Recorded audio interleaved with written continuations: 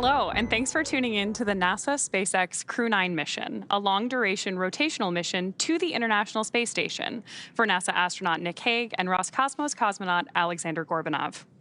I'm Ronnie Foreman, a senior commercial sales manager here at SpaceX, and I'm joined by NASA's Leah Cheshire. We are just under a couple hours away from the final approach and docking of Dragon to the International Space Station.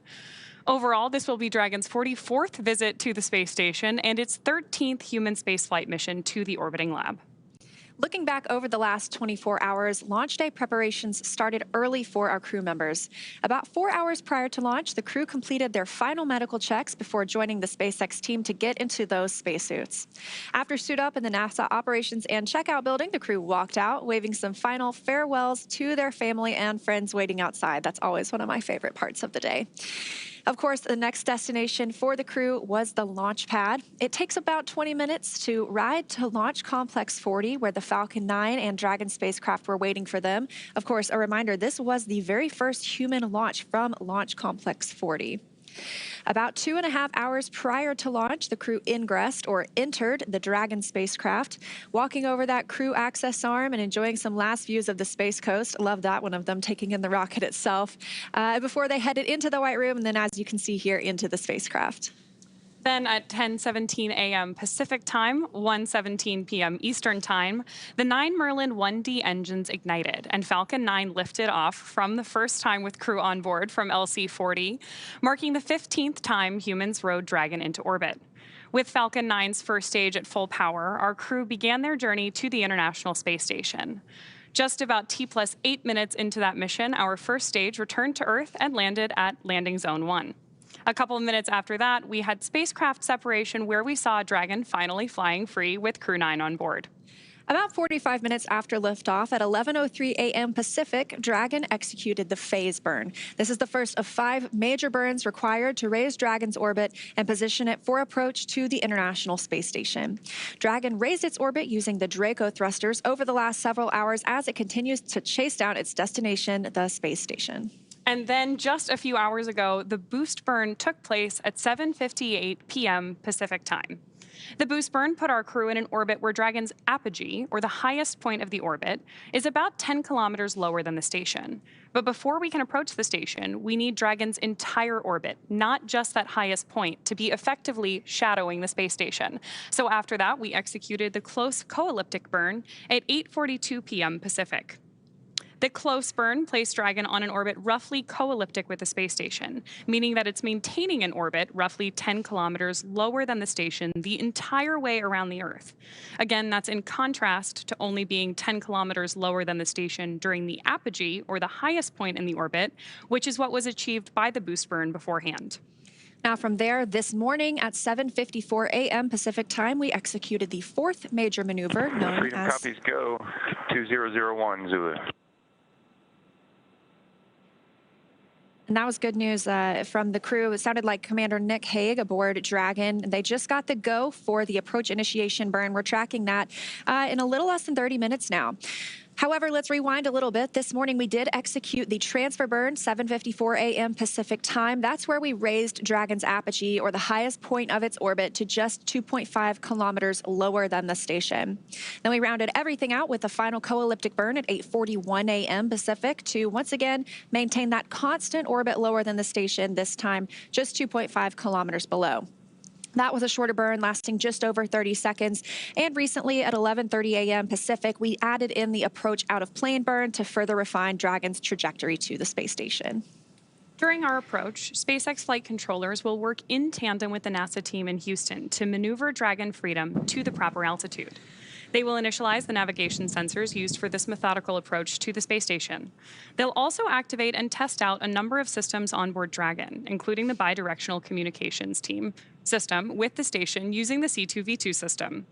C2V2 stands for Common Communications for Visiting Vehicles. It sets up a data stream from Dragon to the space station, giving us another path for Dragon telemetry to come to the ground, and giving an additional command capability to astronauts aboard the space station. At approximately 1:01 p.m. Pacific time, the Draco thrusters on Dragon will fire for the approach initiation burn when Dragon is about 2.5 kilometers below the station and just about 7 kilometers behind it.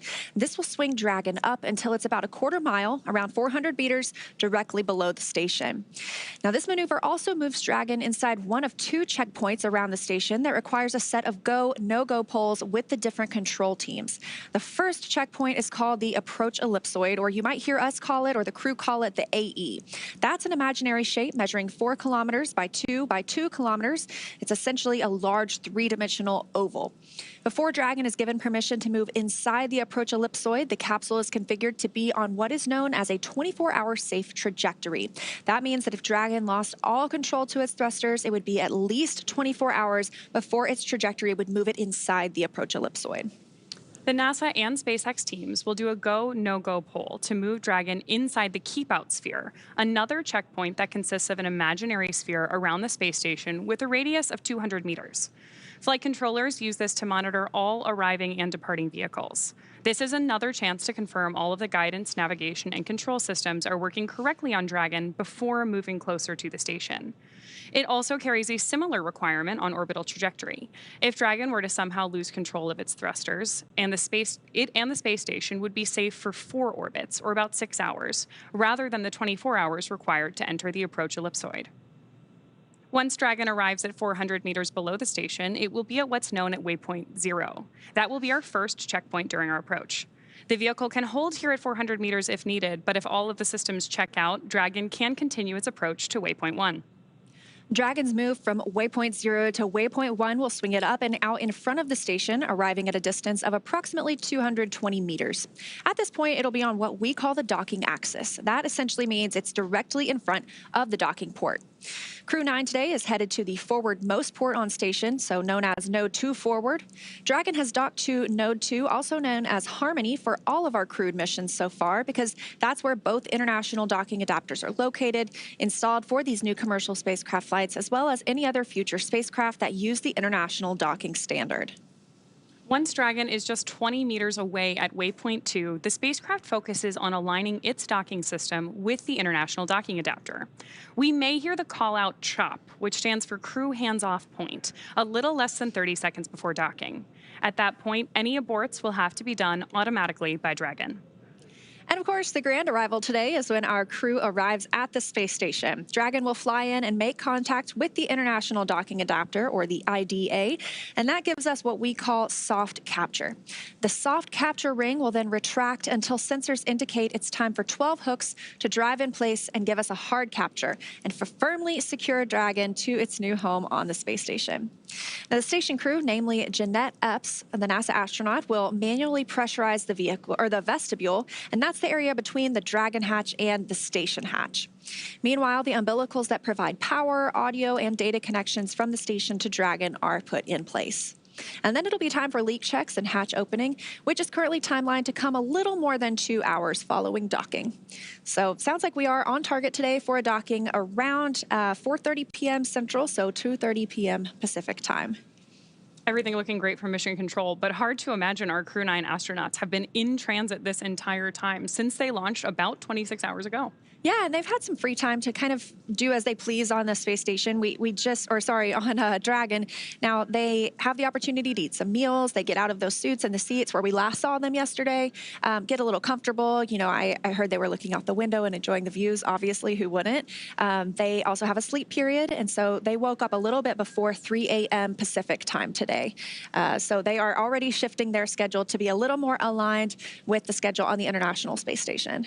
That also would not be a bad view to wake up to. We're getting some of those early views on your screen right now of the light just coming over the edge of the Earth, which is pretty exciting to see.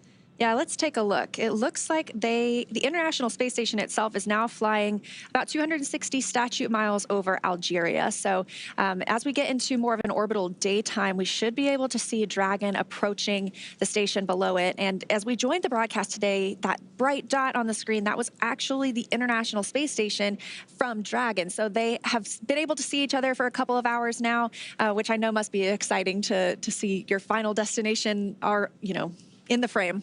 Yeah, that's great. And closer to our Expedition 72 crew coming together. Yeah, we will have 11 astronauts on board once Nick and Alexander arrive today. And in total, that puts us at 14 people in low Earth orbit because we'll have the 11 on the International Space Station. And there's also a Chinese space station that has 3 more people on it.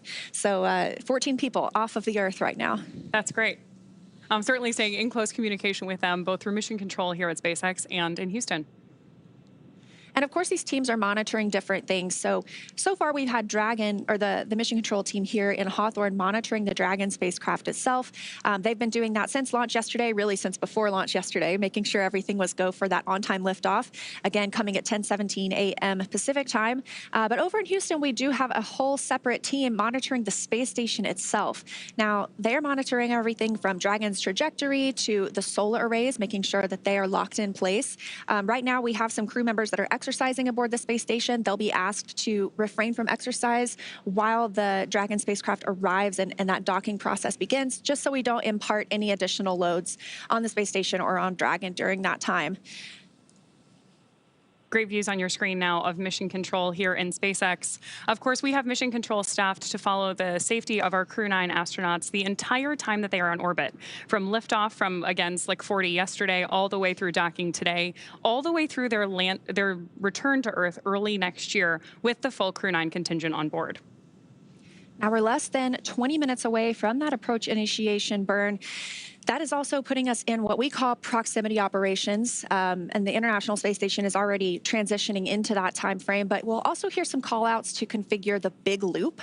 So what we hear on the ground, we've heard Dragon to ground this entire time. We really haven't heard the calls from the crew aboard the International Space Station down to the ground, but once we configure the big loop, it puts everybody on the same communications channel so that they can all talk at the same time as we get into these integrated operations. One of the cool things about a mission like this really is that we are in touch with people around the world supporting these astronauts. So the big loop, depending on how you define it, is really pretty big, including mission control here in SpaceX, of course, NASA Houston, and the International Space Station. Now, while we wait for our next milestone, let's take a moment to meet our crew. U.S. Space Force Colonel Nick Hague is your Crew-9 commander. He was selected by NASA as an astronaut in 2013, and this is his second spaceflight to the International Space Station. In 2018, he and his Soyuz crewmate experienced a catastrophic rocket booster malfunction after launch. They were forced to abort, but landed safely. 5 months later, Hague launched on another Soyuz and served as flight engineer for expeditions 59 and 60. He spent a total of 203 days in space. SpaceX Freedom from Seat 2, ComCheck. Loud and clear, Nick, from Seat 2. I've got you the same.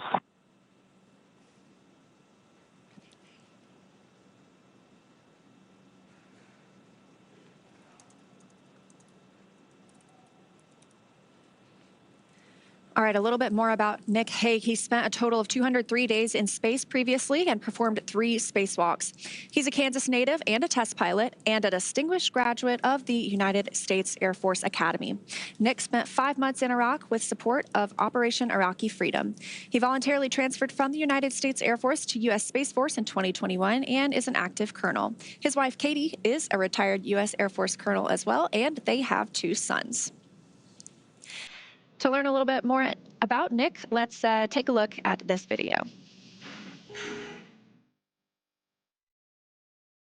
The point of the human exploration of space is to benefit everyone on Earth.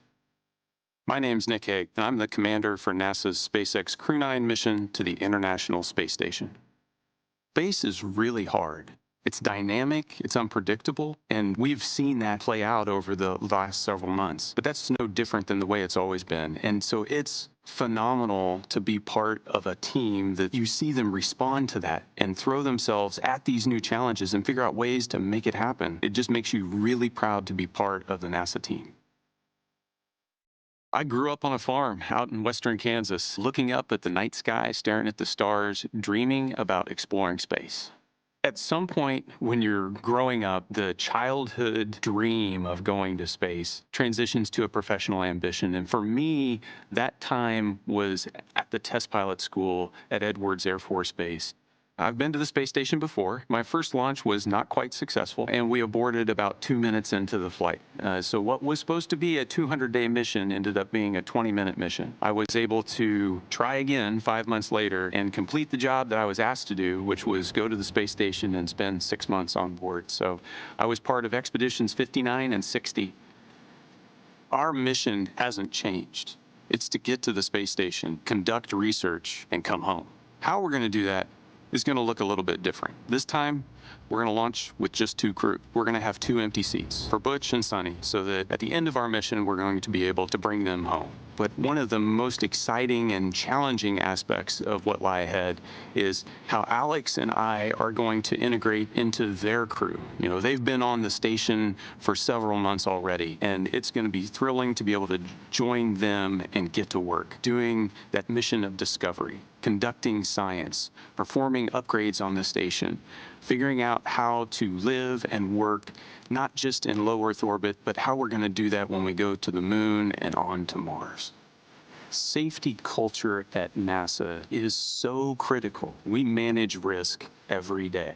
Just being able to watch the agency navigate those decisions over the last several months and balance the risk and the safety of the crew and the well-being of the crew and the vehicle and the mission has been phenomenal. What is crystal clear in that entire process is the commitment to making sure that when we launch crews, we're going to bring them home safe.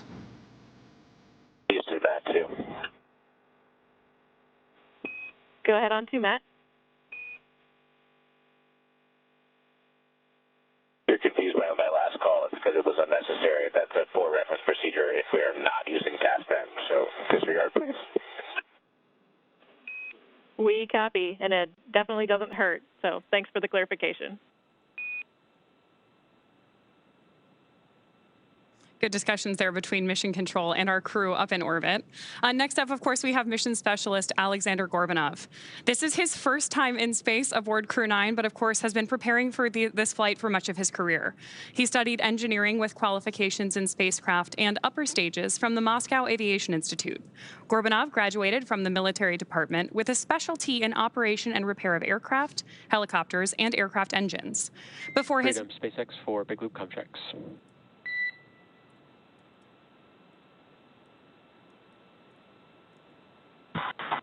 Freedom's with you.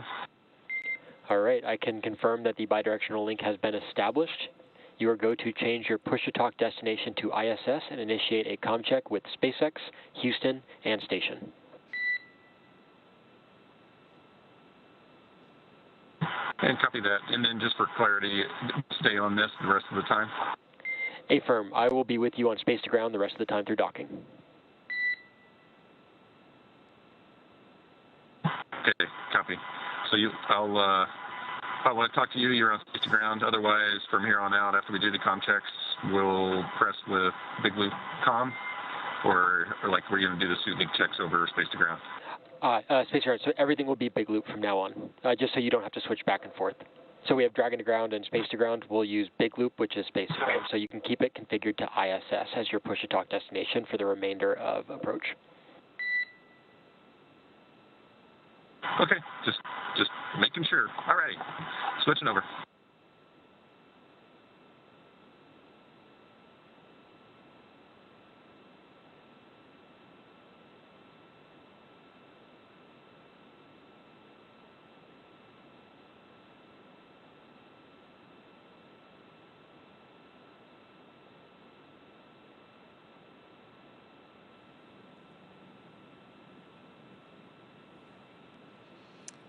All right, a little back and forth between our crew. Freedom on the Big Loop, comm check. SpaceX has you loud and clear on the Big Loop. How me?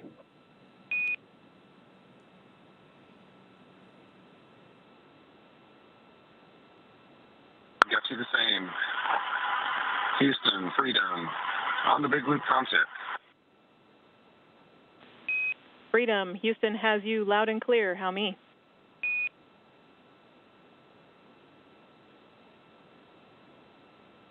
Got you loud and clear, Houston. And station, Freedom, comm check on the Big Loop. Freedom, this is station. We've got you loud and clear, Nick and Alex. We are waiting for you. Loud and clear. Can't wait to get there. And tally ho, we got you in the window.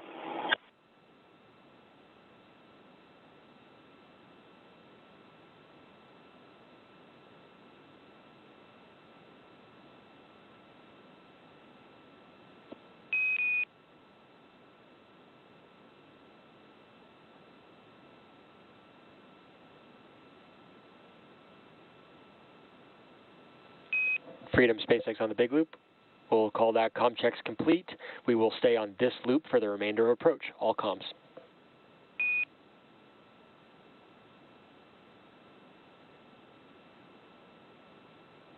Freedom copy. Big loop comm from here on out.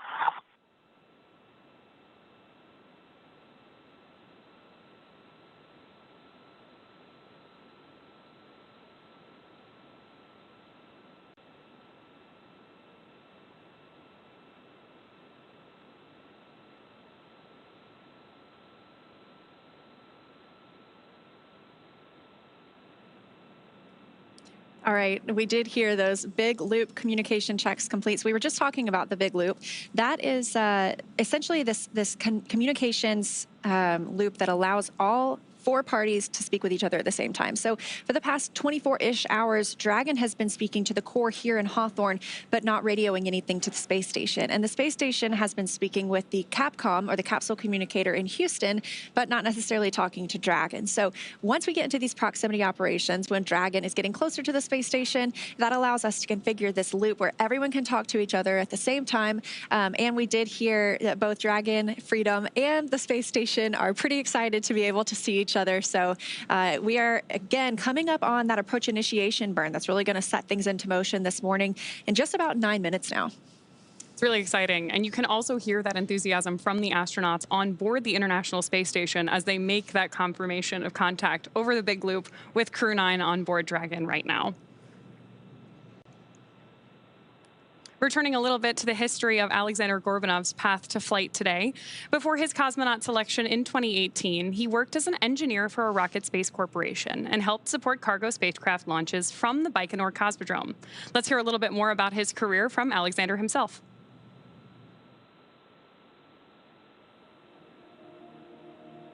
Практически самое неизвестное, что сейчас у нас есть. Поэтому мы все время стараемся изучить этот космос как можно больше, изучить, как устроена Вселенная. Исходя из этих знаний, этих фундаментальных знаний, мы, может быть, получим в дальнейшем какие-то новые технологии. My name is Alexander Gorbunov, and I'm the mission specialist for NASA's SpaceX Crew-9 mission to the International Space Station. Я родился в городе To make sure we were launching Dragon and this new crew to a fully functional orbital laboratory. After the post-sleep period this morning, the crew got right into preparing for Dragon arrival. NASA astronauts Matt Dominic and Mike Barrett will be in the station's cupola, that bay window looking down on Earth, using special software to track Dragon's approach and make sure it's staying in the expected zones. Once Dragon is docked, Jeanette Epps will be primed to move right into hatch operations. She'll start by opening the large hatch at Node 2 forward, giving her access inside the pressurized mating adapter. The crew will then have to pressurize the vestibule. That's the small space between the hatches on Dragon and the space station. That vestibule is exposed to vacuum prior to docking, so the crew will need to fill it with air and make sure its pressure is nearly equal with the atmospheric pressures on Dragon and on the station. Epps will use a small valve on the station's hatch to slowly introduce air into the vestibule. Flight controllers here in Houston will monitor the pressure and temperature readings inside and verify that everything is leak-free before we get ready to open up the hatches. Of course, preparation began prior to crew arrival to make sure they have somewhere to stay. The astronauts have available temporary campout locations, known as casas, that they can stay in until we're back to our usual 7 people living and working on station. Yeah, so we're excited to get those 2 new crew members aboard and bring Expedition 72 up to 11 crew members for handover. So this is what Expedition 72 will look like once we have our Crew 8 return next week. These crew members arrived, obviously, we have Butch and Suni who arrived on Starliner. We have Nick and Alexander who are arriving today on Dragon. And then we have our other 3 crew members, including NASA astronaut Don Pettit, who arrived just a couple of weeks ago on a Soyuz spacecraft, and they are part of Expedition 72. I can't believe we're already up to 72 expeditions now, but we have had humans living and working in space for over 23 years continuously now. So if you are under 23 years old, there has never been a day of your life when all humans have been on the Earth at the same time, which sounds like, that's awesome. It's so sci-fi. It sounds like that's the future, really cool. But yeah. it's now.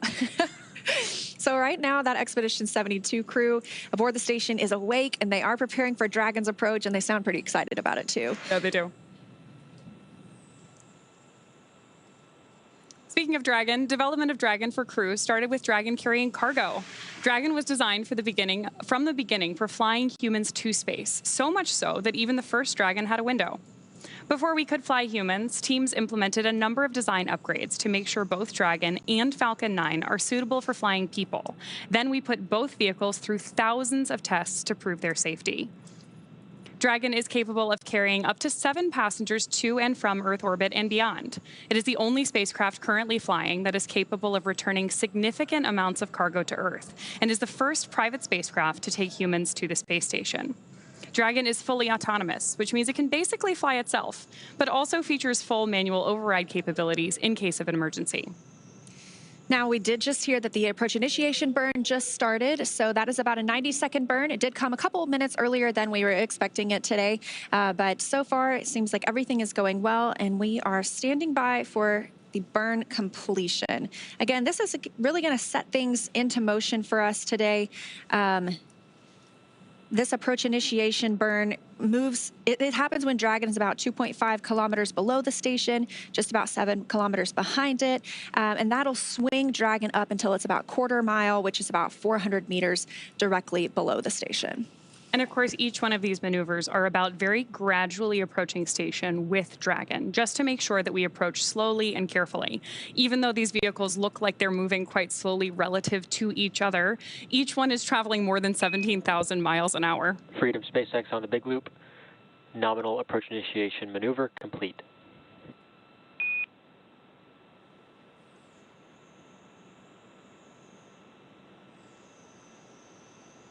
Freedom copies on the big loop, nominal AI burn, and we are complete with Section 5, holding Section 6 of suit donning for your go for suit leak checks. SpaceX copies, holding in Section 6. We'll give you a go for suit leak checks shortly.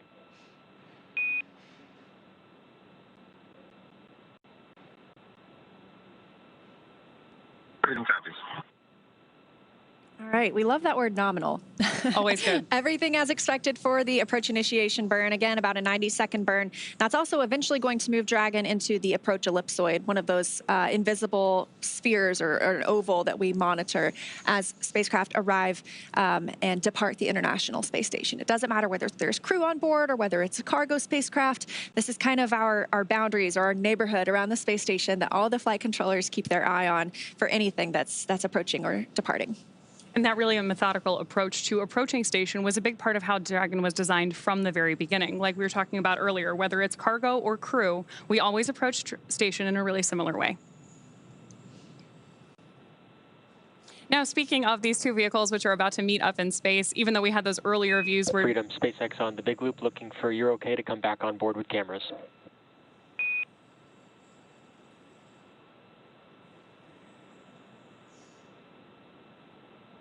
Freedom.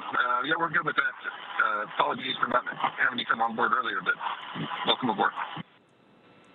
Copy.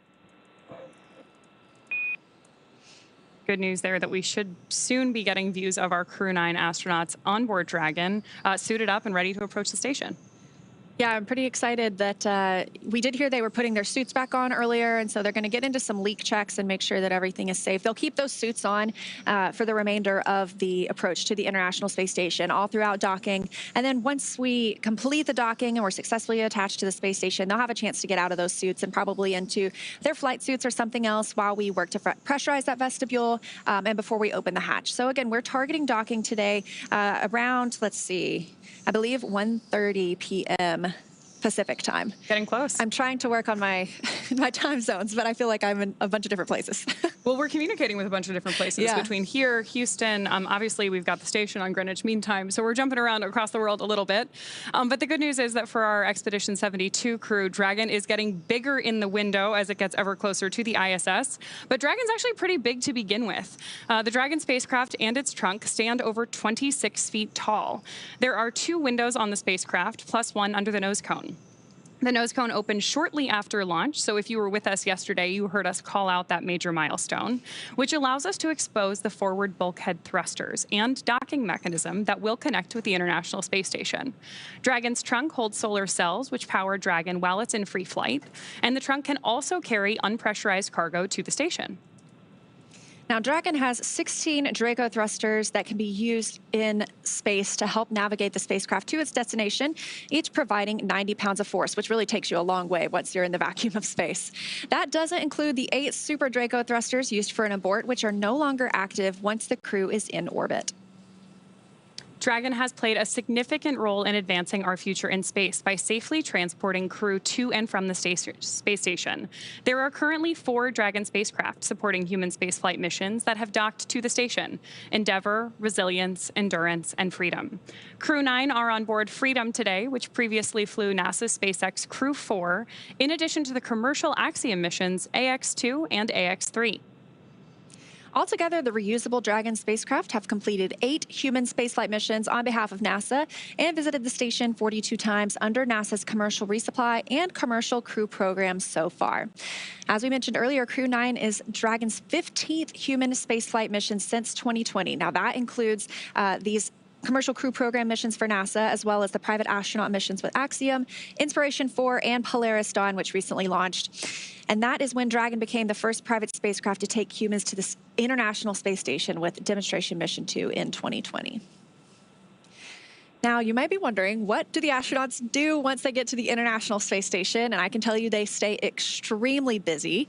So over the last 23 years, crews aboard the space station have completed thousands of scientific and educational experiments, and Crew-9 is prepared to add to that growing number.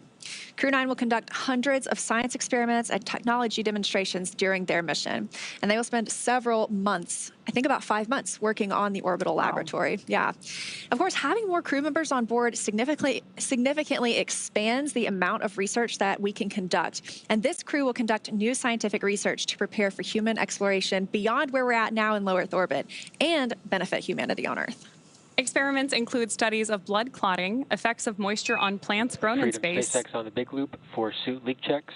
We're going to wait to perform the suit leak checks until the other side of an upcoming TDRS handover, so I'll be back with you in about 6 minutes to step into suit leak checks.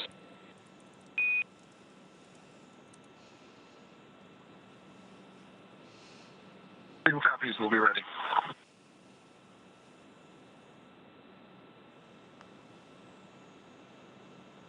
Good news for Mission Control there that we are about to step into those suit leak checks, but we are expecting a slight communications gap in our TDRS coverage. That's the call out you heard, that we're expecting a little bit of a handover with that system. So what we're going to do now is wait before moving into that procedure just to make sure that we have constant communications throughout it. Speaking of things that are happening constantly, back to our experiments on board the station, we're also going to be studying vision changes in astronauts. Those are just a few of more than 200 scientific experiments and technology demonstrations taking place during this mission. These projects span a wide range of disciplines, from life and physical sciences to advanced materials, technology development, in-space production applications, and even student-led research, which are always some of my favorite experiments. Results from those studies will bring value to humanity both on Earth and in space, further our ability to explore, and enable a robust market in low Earth orbit. So let's break it down a little bit more and talk specifically about some of the experiments that will be happening while Crew-9 is aboard the space station. The megakaryocytes orbiting in outer space and near-Earth research experiment investigates how environmental conditions affect the development and function of megakaryocytes and platelets.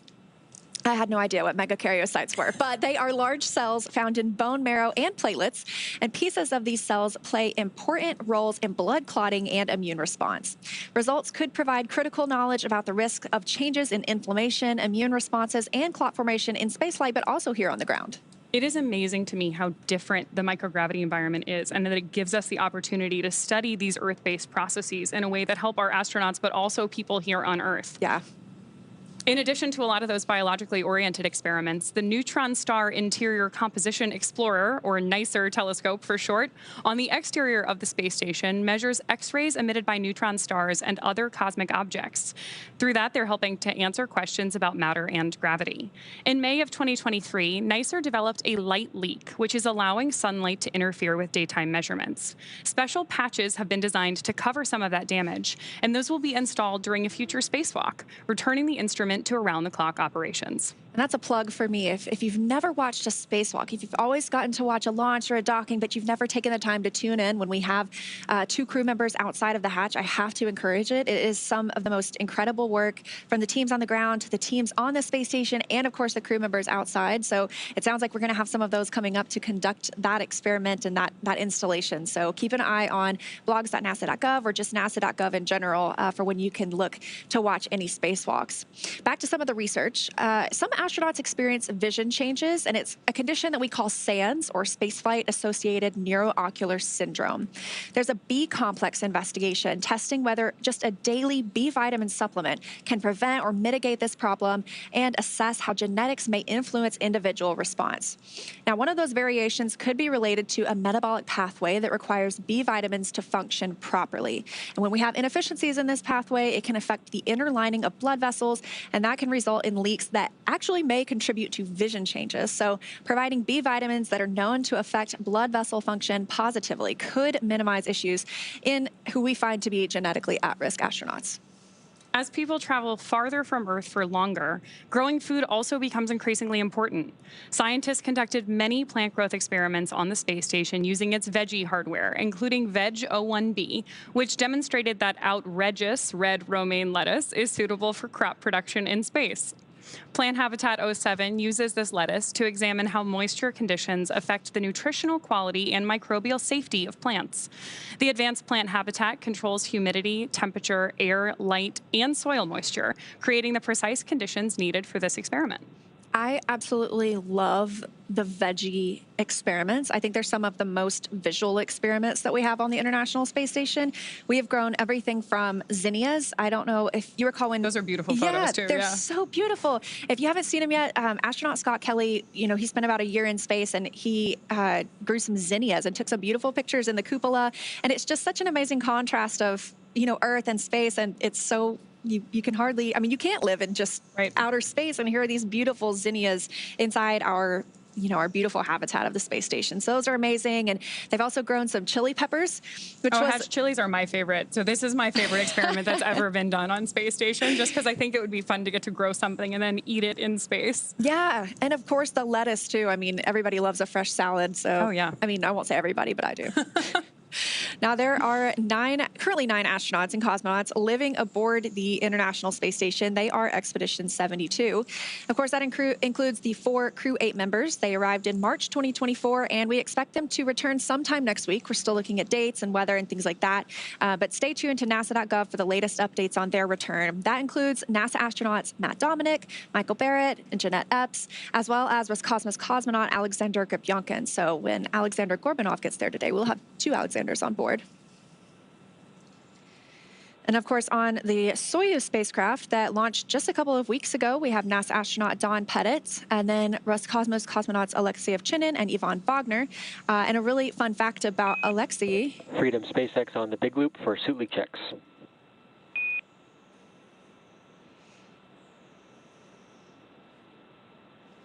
Freedom is with you. All right, Nick, you are go for suit leak checks per 4.011.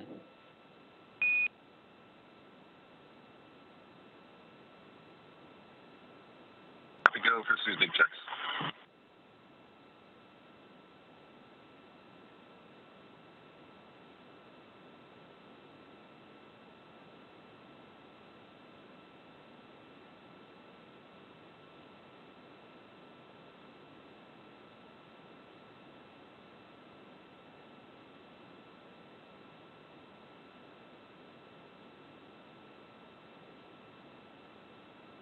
SpaceX Freedom on the big loop. Section 2, 2.2, ready to pressurize.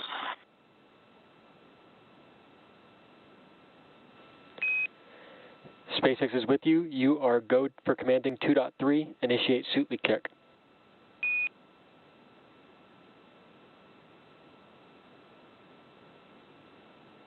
Freedom copies, go.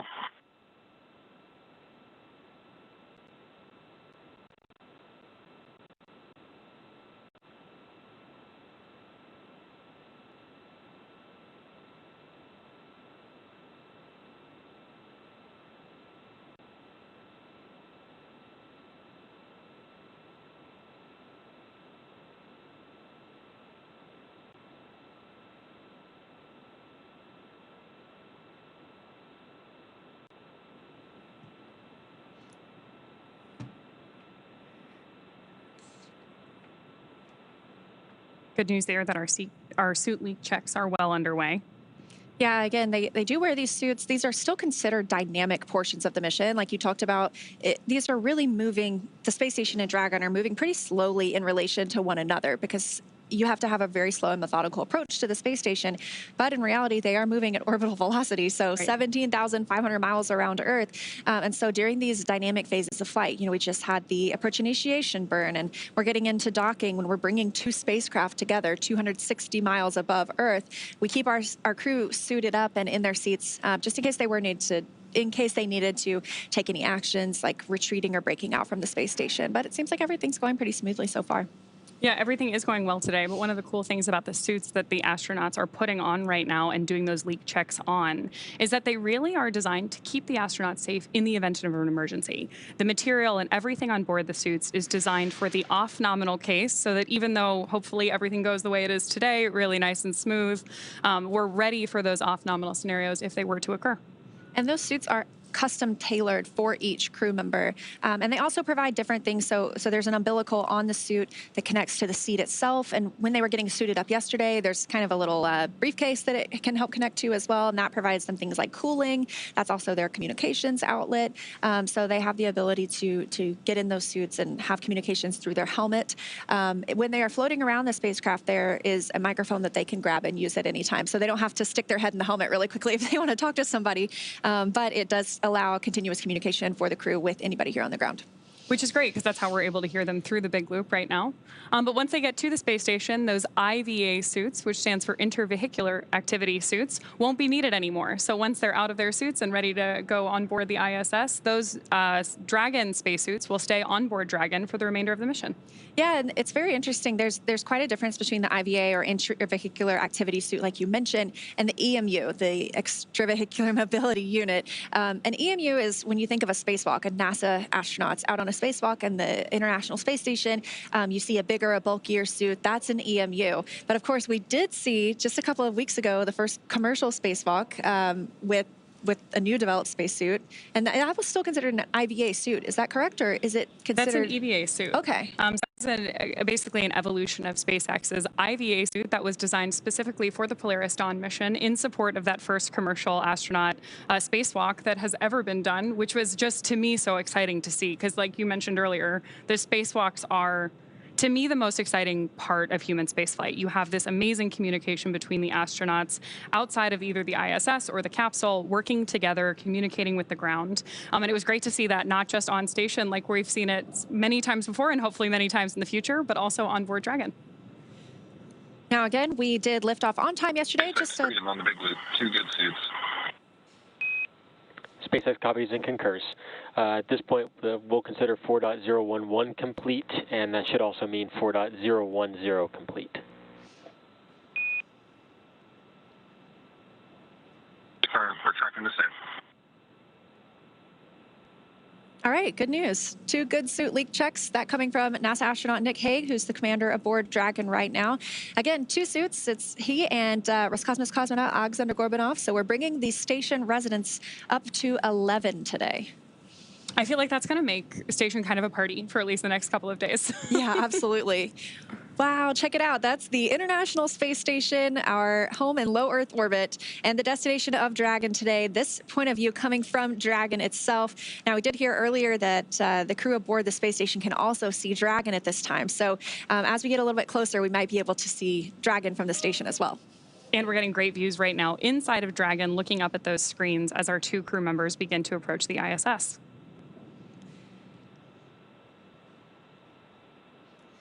Now, as we mentioned, we are here in Hawthorne at SpaceX, and we have Mission Control Hawthorne just over to our left, monitoring everything aboard the Dragon spacecraft itself. But we have two spacecraft in this game today, the other one being the International Space Station in low Earth orbit. So for a little update in that side of the house, I'm going to toss it over to my colleague, Gary.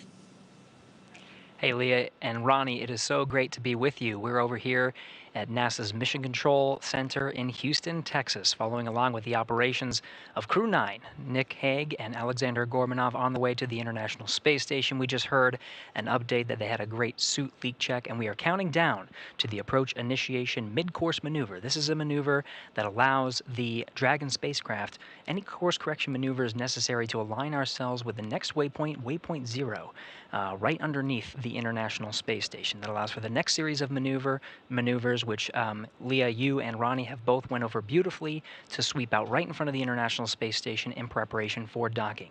In the meantime, the teams here in Mission Control Houston are preparing for the docking of the two crew members to the International Space Station to bring the orbiting complex's population up to 11.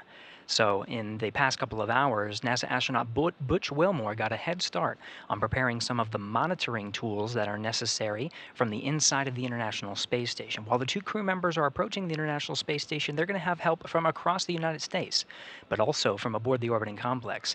It'll be NASA astronauts Mike Barrett as well as Matt Dominic that are in the cupola monitoring the operations of Nick Hague and Alexander Gorbunov making their way to the International Space Station. Here in the room, though, we're following along. Teams are led by the flight director Marcos Flores, who is leading the teams here for the docking operations. The voices that you're going to hear from Mission Control in Houston is Tess Caswell, one of the Capcoms. Sitting next to her is NASA astronaut Nicole Mann. Some of the voices you'll be hearing from here in the room.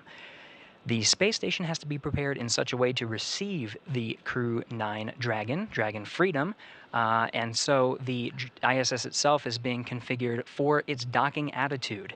In fact, some of the SARJs, the Solar Alpha rotary joints, are locked and in a feathered position. They need to be maintained in a position for the docking operations, and in fact, there will be attitude control maneuvers to make sure that Nick Hague and Alexander Gorbunov make their way safely to the International Space Station. Everything's looking well on our side, and we're counting down to that approach initiation mid-course maneuver, and we're following along with the operations all along the way. Very soon we'll be entering inside the approach ellipsoid. Right now we've been undergoing joint operations, but once we're inside the approach ellipsoid, we're operating by joint flight rules, and we'll make those incremental steps to get those two crew members docked and on board the orbiting complex. With that, everything's looking good from here in Mission Control Houston, so I'll send it back over to you both in Hawthorne. Thanks, Gary. Great to see how things are going in Houston, and it does sound like things are pretty smooth this morning. So again, standing by for that mid-course maneuver coming up in about 9 minutes. This view on the right side of your screen from Dragon itself, and that one from Dragon of the space station. That's where we're heading today. It's really looking great. It has to be exciting after this whole journey. Again, beginning yesterday, if you happen to join us for yesterday's webcast, we did lift off from Space Launch Complex 40 at Cape Canaveral Space Force Station just about 27 hours ago now. And our Crew-9 astronauts have been making their way to the International Space Station. Right now, everything is looking good, and we are tracking an initial contact between Dragon and the space station, which is expected here in just a little bit more than an hour. If you take a look inside, you can see those 3 crew displays. That's how the crew is monitoring their approach to the International Space Station. They were able to watch the launch and rendezvous all the same way. They do not need to take command over anything during this time. They do have the ability, though, if needed, to take command, but it is a fully autonomous ride. And then on the left, you can see Dragon from the International Space Station. Let's take a look. It looks like they are flying 269 statute miles over the Tasman Sea in an orbital daytime. Great views here of both vehicles on your screen. Again, if you are just joining us, that is Dragon on the left-hand side and the ISS on the right. Of course, as we get a little bit closer to docking, Dragon is actually going to swing up in front of the station to approach the Harmony module, which means that as great as this view of Dragon with the Earth in the background is, we are not going to have it as we get closer to docking because we are going to move up into that approach axis. And once Dragon gets to the Harmony module, it'll be docking on the Node 2 forward port. That's the most forward port on the International Space Station. There is another that is the Zenith port, or that's the space-facing port, and that is where the Crew-8 Dragon is docked right now. So there'll be 2 Dragons for our crew members on the space station once Crew-9 arrives today. However, not for long, because we are expecting this handover period to take just about a week. That allows the Crew-8 astronauts to bring the Crew-9 crew members up to speed, make sure that they are ready to take over everything that they've been working on over the last several months. So once that handover period is complete, obviously we also have to take a look at what the weather looks like here on Earth, because this is a splashdown.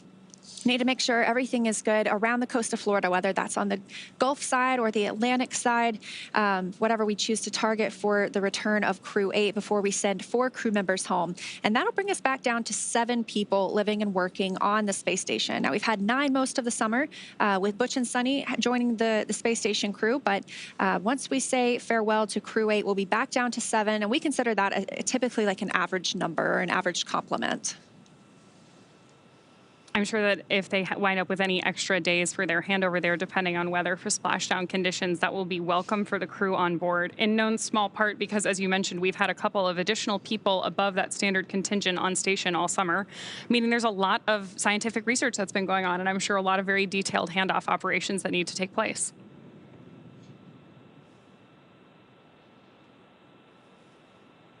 Now, again, I mentioned we are in an orbital daytime right now, and so the International Space Station sees about 16 sunrises and sunsets a day. When they cross over from day to night, that's called the Terminator line. And so they see a beautiful sunrise, and we have that for about 45 minutes before they move into a nighttime. So one thing that you have to be conscious of when you send crew members to space is the circadian rhythm. So there are actually specially developed lights on the International Space Station to simulate different times of day. That way, as they move throughout their day, you know, we're used to when the sun sets here, that means the day is over. But if you see it 16 times that day, it could be a little bit confusing. So some of those lights help regulate the body's responses to what time of day it is, and even wind down in the evening. It would be incredible to get the opportunity to watch sunset every 90 minutes, though. I think that would be an exciting aspect of being on space. You would have to pull me out of the cupola. Now, I just got an update that the mid-course maneuver is in work, so we are standing by. Again, a small burn like this one just helps us retarget or realign the International Space Station as we continue moving ever closer. If you squint really hard on the left side, you can see that the nose cone is open on Dragon. That happened shortly after launch yesterday, maybe about 12 minutes after launch, or 13 minutes, we started opening that nose cone, and that protects the hatch while we are launching. But once we're in space, obviously we want that exposed so that as we get to the space station today, we can connect the 2 spacecraft together and eventually welcome our 2 new crew members on board. The next major milestone we're tracking on our flight today is expected to be Dragon's arrival at waypoint 0. Just about 20 minutes from now. Again, waypoint 0 is going to be one of those first checkpoints during our approach to the station. Dragon can hold there at 400 meters at waypoint 0, but if all of its systems check out, Dragon can continue on its approach to waypoint 1. Now, waypoint 1, or the Dragon's move from waypoint 0 to waypoint 1, that swings it up and out in front of the station, arriving at a distance of approximately 200 meters, and 220 meters, I should say, because that puts it on what we call Freedom. SpaceX on the big loop. Mid-course correction maneuver is complete. Performance nominal. The trajectory has converged on waypoint 0.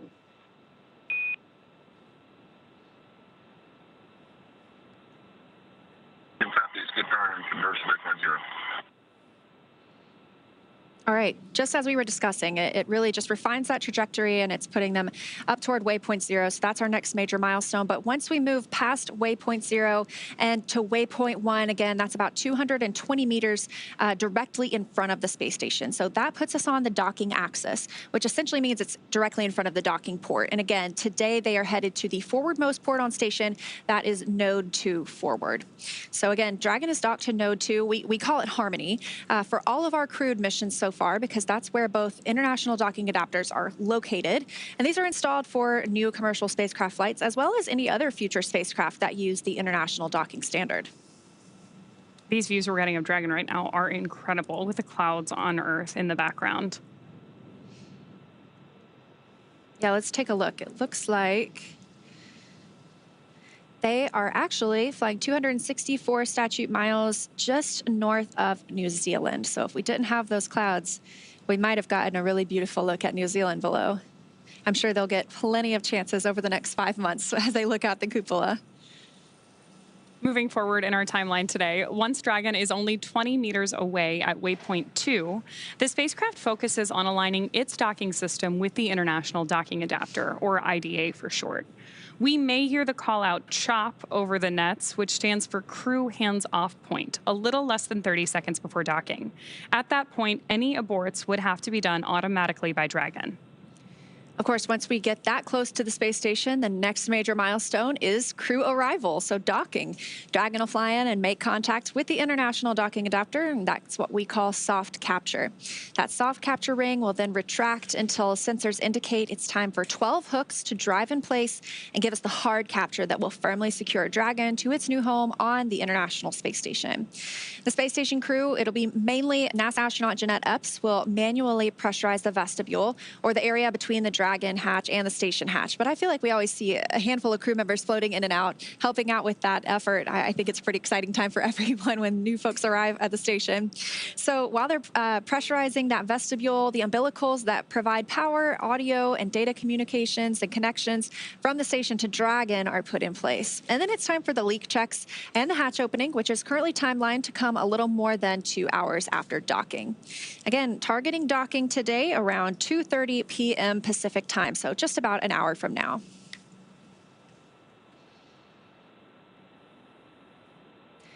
Now, our next call outs we expect to hear a little less than 7 minutes from now are the go and no-go for waypoint 0 approach. Again, we don't have to stop at waypoint 0, but they have the opportunity if they need to. Station Houston on the Big Loop. Dragon range is approximately 1,000 meters. Monitor long-range approach per steps 1 to 4 in 1.102 Dragon approach and retreat monitoring. ISS crew is now back up for vehicle approach monitoring. Presentation copies 1.102, step 1.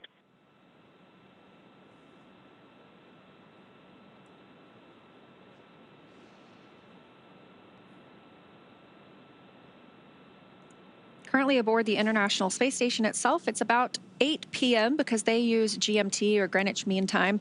And so it is winding down most of the day for our crew members on orbit. However, like we mentioned earlier, NASA astronauts Matt Dominic and Mike Barrett will be in the cupola and helping to monitor the arrival of Dragon. But as we just heard, a reminder that really Nick and Alexander are prime for monitoring the arrival of their spacecraft. The crew on the space station could send any retreat commands to Dragon if they absolutely needed to, but we expect that our crew members inside the spacecraft itself would be primed for that.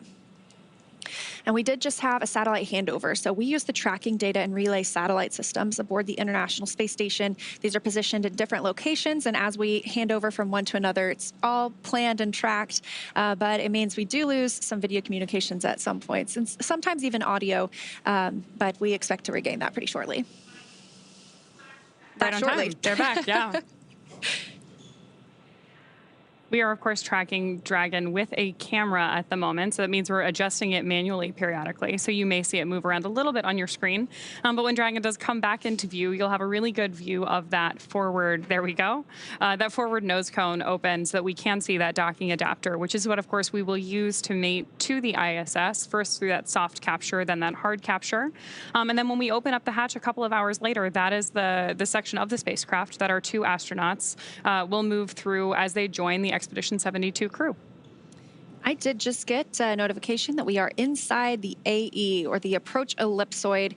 Again, that is the first of those invisible boundaries around the International Space Station that we monitor. That means that if Dragon, before it has the go to approach or go inside the AE, it has to be 24 hours safe. So if it were to somehow lose control of its thrusters, it would take 24 hours for it to move inside that approach ellipsoid. So the next of those invisible boundaries is the keep out sphere.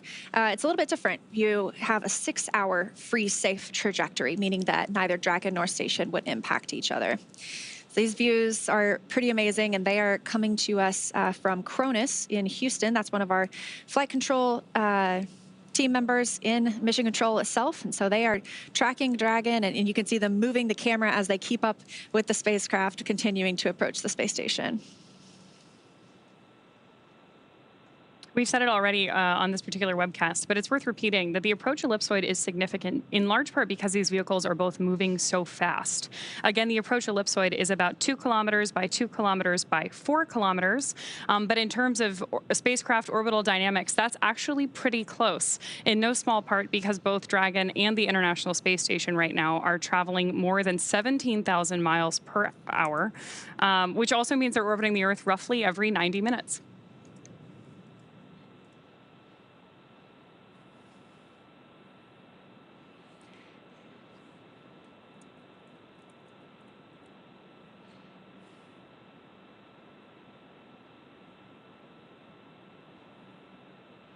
And again, I just mentioned that these views are coming from the Cronus console. I have the full definition now. That one's always hard for me to remember, but it stands for Communication Radio Frequency Onboard Network Utilization Specialist. So you can't blame me if I can't spat it out right away. But yes, our team members at that console are providing us great views of Dragon and usually do such a great job. Freedom SpaceX on the big loop. Ground is go for approach 0, and we'll be enabling the maneuver shortly. Expected approach 0 start at 204530 Zulu.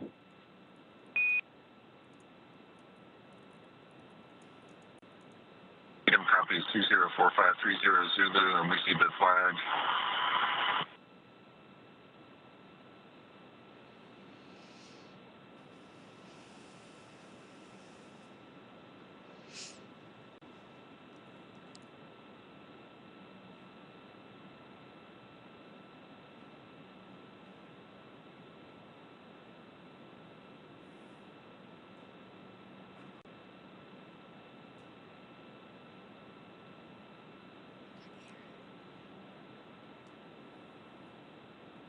All right, so a little bit about this mission. You know, we have what most people are familiar with is the idea of a mission patch. These have gone back generations. But if you don't know how they come to exist, for decades now, crew members have worked together to develop the patch for their mission, and they determine what aspects of the mission they want to highlight and any special details they'd like to include.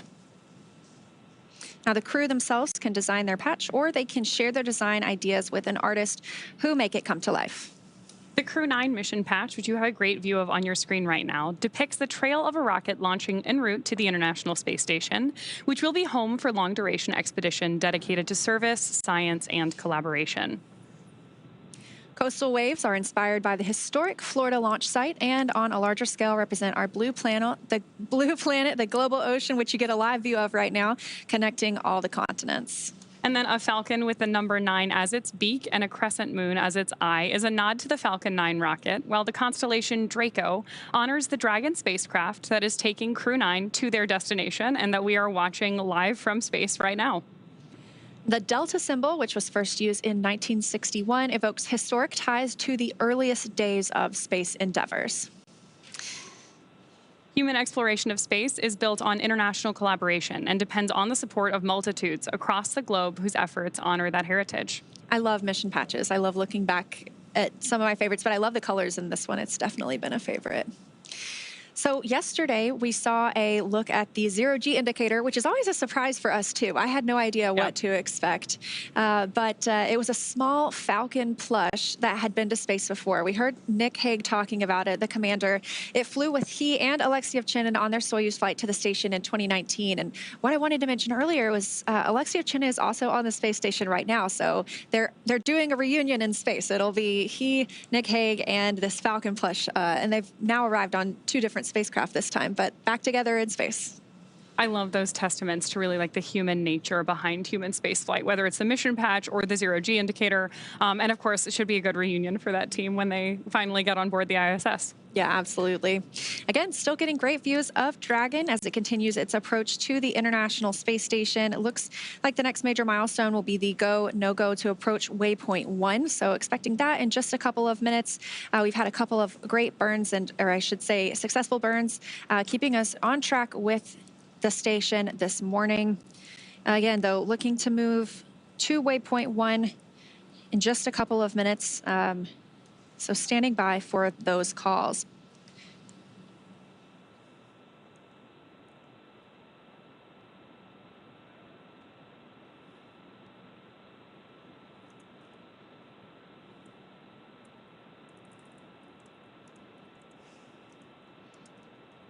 The zoom out we're getting on Dragon right now is really putting in perspective the size of the capsule relative to the Earth behind it. Yeah, absolutely. When you're zoomed in so close, and it's a testament to how good the cameras are outside the space station too. You could see every little detail almost, and they're still pretty far away. So they've not quite reached waypoint 0 yet. We're going to be waiting for that go no go for waypoint 1, as I just mentioned, in just a couple of minutes. But they are still a little bit away from the space station. Again, they'll be swinging up and out in front. So pretty soon we will lose those views of Earth behind Dragon as it becomes out in front of the space station. So we have to enjoy them now while we have them. Yes. All that being said, Dragon is still really moving pretty fast as it approaches the station. Just a couple of minutes ago, we heard the call out from Mission Control that they were about 1,000 meters away. And again, waypoint 0 is just 400 meters away. So we're moving pretty quickly considering how big Dragon and the ISS both are.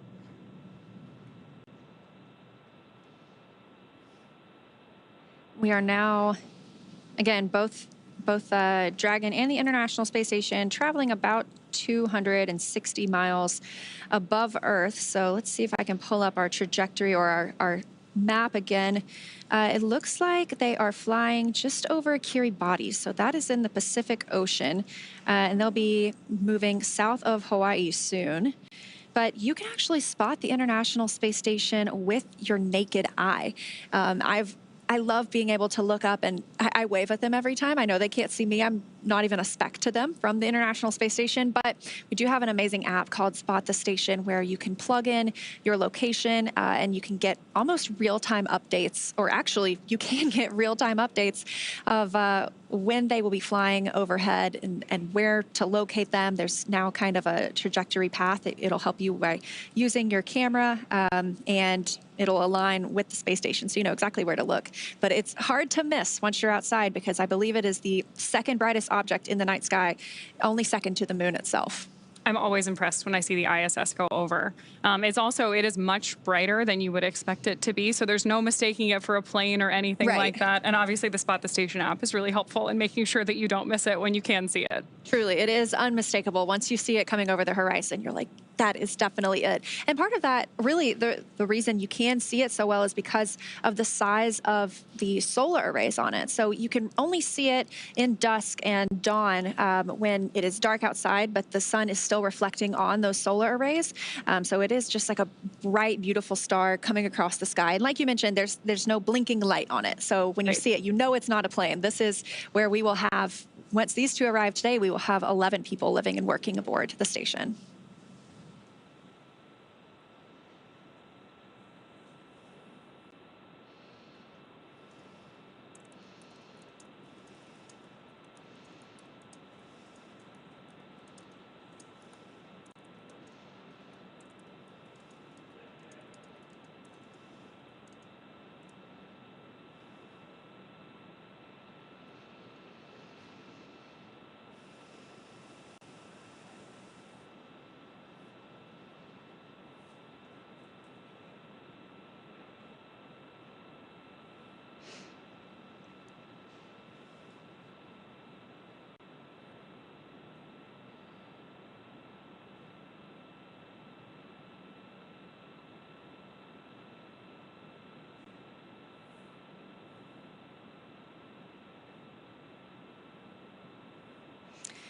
Now, again, just a recap of where we've been so far. Yesterday, we launched on time at 10:17 a.m. Pacific time, and about 45 minutes after liftoff at 11:03 a.m. Pacific, Dragon executed the phase burn. That was the first of 5 major burns required to raise Dragon's orbit and position it for approach to the International Space Station. Dragon raised its orbit using those Draco thrusters over the last several hours as it chases down its destination. And then shortly after that, the boost burn took place at 7:58 p.m. Pacific. The boost burn put our crew in an orbit where Dragon's apogee, or the highest point, was about 10 kilometers lower than the station. But before we can approach the space station, we need Dragon's entire orbit, not just that highest point, to be effectively shadowing the space station. So after that, we executed the close co-elliptic burn at 8:42 p.m. Pacific. The close burn placed Dragon on an orbit roughly co-elliptic with the space station, meaning it was maintaining an orbit roughly 10 kilometers lower than the station, or roughly 6 miles, the entire way around the Earth. Again, that's in contrast to only being 10 kilometers lower than the station during Dragon's apogee, or the highest point in its orbit, which was achieved by that previous boost burn. From there, this morning at 7:54 a.m. Pacific, we executed the 4th major maneuver known as the transfer burn. That's where we raised Dragon's apogee, or the highest point of its orbit, to just 2.5 kilometers lower than the station. Then we conducted the final co-elliptic burn at 8:41 a.m. Pacific to once again maintain a constant orbit lower than the station all the way around. Again, that time just 2.5 kilometers below. That burn lasted just over 30 seconds. We also added in the approach out of plane burn at 11:30 a.m. Pacific to further refine Dragon's trajectory to the space station. During this approach, SpaceX flight controllers will work in tandem with the NASA team in Houston to maneuver Dragon Freedom to the proper altitude. And we've already heard a lot of conversation back and forth between both teams on the nets already. Together, they'll initialize the navigation sensors used for this methodical approach to station. They'll also activate and test out a number of systems on Dragon, including bidirectional communications with the station using the C2V2 system. C2V2 stands for Common Communications for Visiting Vehicles, and it sets up a data stream from Dragon to the station, giving us another path for Dragon telemetry to come to the ground and giving an additional command capability to astronauts aboard the station. At approximately 1:01 p.m. Pacific, we saw Dragon fire the approach initiation burn when we were about 2.5 kilometers below the station and about 7 kilometers behind it. That is swinging Dragon up until it's about a quarter mile directly below the station. That's also moving Dragon inside the approach ellipsoid. So we did hear a confirmation of that shortly earlier. That's also called the AE, an imaginary shape measuring 4 by 2 by 2 kilometers and essentially a large 3-dimensional oval. The capsule was considered to be on what we call a 24-hour safe trajectory. That means if Dragon somehow lost control to all its thrusters, it would be at least 24 hours before its trajectory would move inside the approach ellipsoid. Next up, we're standing by to hear the NASA and SpaceX teams do a go, no-go poll to move Dragon inside of the keep-out sphere, another checkpoint that consists of an imaginary sphere around the station, this time with a radius of just 200 meters. Flight controllers use this to monitor all arriving and departing vehicles. This is another chance to confirm that all of the guidance, navigation, and control systems are working correctly on Dragon before moving closer to station. Great views now on your screen of Dragon both outside the capsule and inside the capsule as we are looking over the shoulder of our 2 Crew-9 members on board Dragon. The keep-out sphere carries a similar requirement to the approach ellipsoid that if Dragon were to somehow lose control of its thrusters, it and the space station would be safe for 4 orbits, or about 6 hours, rather than the 24 hours required to enter the approach ellipsoid. Once Dragon arrives at 400 meters below the station, it will be at what is known as waypoint 0, and we're standing by for that confirmation now. That's our first checkpoint during our approach. The vehicle can either hold there at 400 meters, but if all of its systems check out, it can also continue on its approach to waypoint 1. And I just got an update as you were saying that we are now in waypoint 0. So now that we are here, we will move up to waypoint 1. That'll swing Dragon up and out in front of the station, arriving at a distance of approximately 220 meters. That'll put us on the docking axis, so that means we'll be directly in front of the docking port. And again, we're going to node 2 forward. That is the forwardmost port on station. Dragon is always docked to node 2, also known as Harmony, because that is where the IDAs are, or the International Docking Adapters, and that is for all of these commercial spacecraft flights, as well as any futures. Dragon SpaceX on the big loop. Approach 0 has started and trajectory converged on waypoint 1. Expect arrival at waypoint 1 at 2110.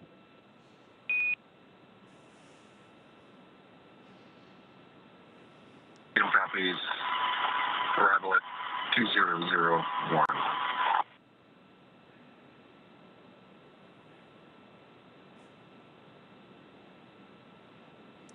All right, confirmation from the Corps, the Crew Operations and Resource Engineer here in Hawthorne, to the crew aboard Dragon that they are indeed now at waypoint 0 and will begin moving up to waypoint 1. And Dragon, that our waypoint 1 arrival time is 2110. 2110.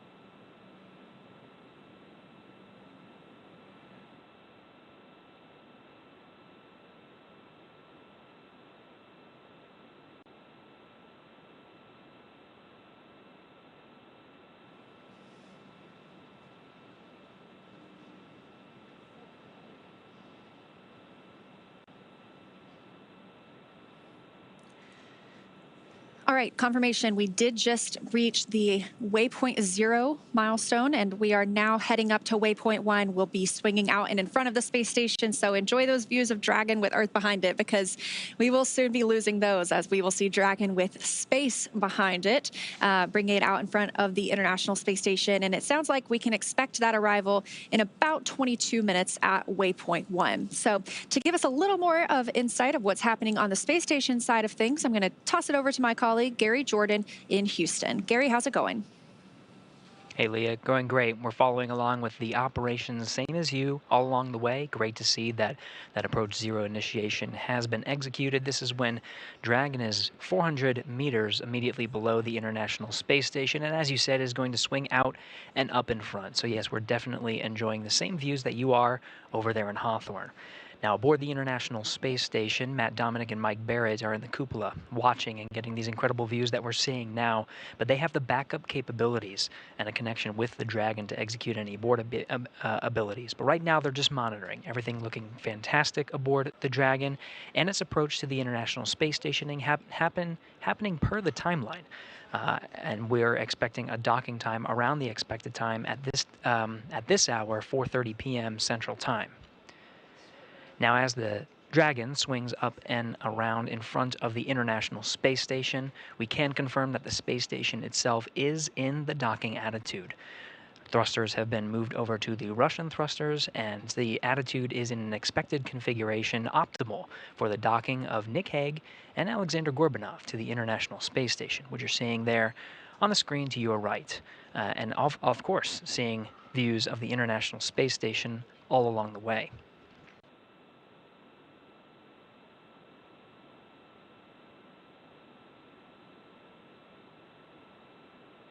Now, a little bit more about what to expect once the Dragon moves in front of the docking axis. That waypoint 1 is right outside an area that's called the Keep Out Sphere.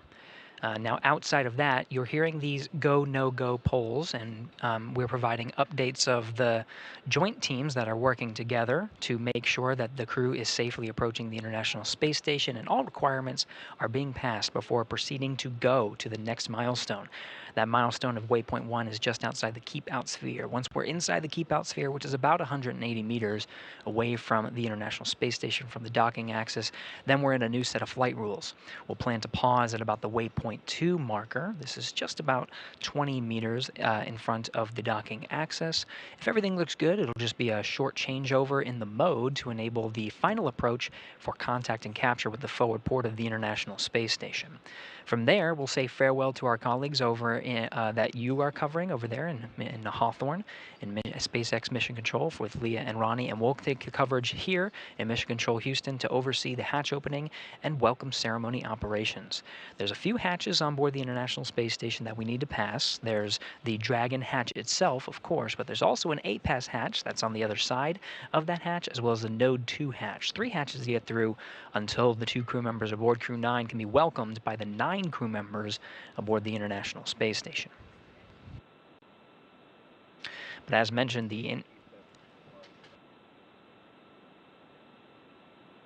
But as mentioned, the International Space Station is in the right configuration, the docking configuration, and will remain as such. The view that you're seeing on your screen where the space station is pointed, it will remain pointed in that position. You can see the solar arrays that are sort of the wings from this perspective of the Crew-9 Dragon Freedom vehicle. Those solar alpha rotary joints that control the solar arrays on the International Space Station have been locked, and they'll be in that position to avoid any uninterrupted communication and maximize our TDRS coverage views and the beautiful views we're getting from both the station as well as the Crew-9 Dragon, and minimize any interference with any of the thrusters that are on board. Now in the dual view you'll see the views from the station and the Dragon get incrementally interrupted. That's expected as both vehicles are traveling 17,500 miles per hour. Dragon cabin views are enabled by ground stations positioned strategically around the Earth, so we'll be sharing some of the views from inside the Dragon cabin as we get them, as they are beautiful views, and it's wonderful to see over the shoulders of Nick Hague and Alexander Gorbunov the views of from the International Space Station that we're seeing now as Crew-9 Dragon passes over the Earth are covered by the tracking data and relay satellites. These are satellites that are positioned in a geosynchronous orbit approximately 23,000 miles from the Earth, whereas the vehicles we're seeing now are approximately 250 miles. Now you see we'll be having some intermittent loss of that video coverage. That's expected. As we orbit the Earth, the antennas will be hopping from one of the TDRS satellites to the other, and we'll be providing as much coverage as we can. During docking operations, we do make sure that our KU band frequency capabilities to provide the beautiful video that we see is maximized, but we will have incremental loss, and so we're experiencing that now as we continue with ground station coverage from the Dragon itself, providing these views of the International Space Station.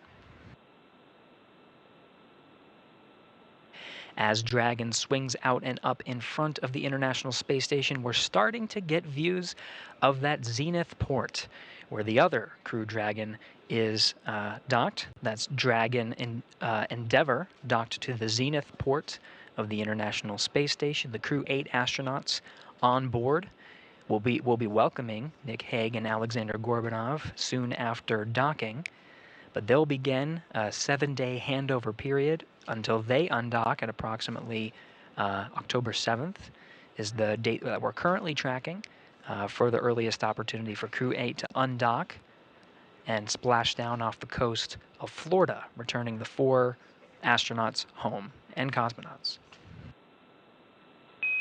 Freedom SpaceX on the big loop. We're going to be commanding an increase to our C2V2 rate.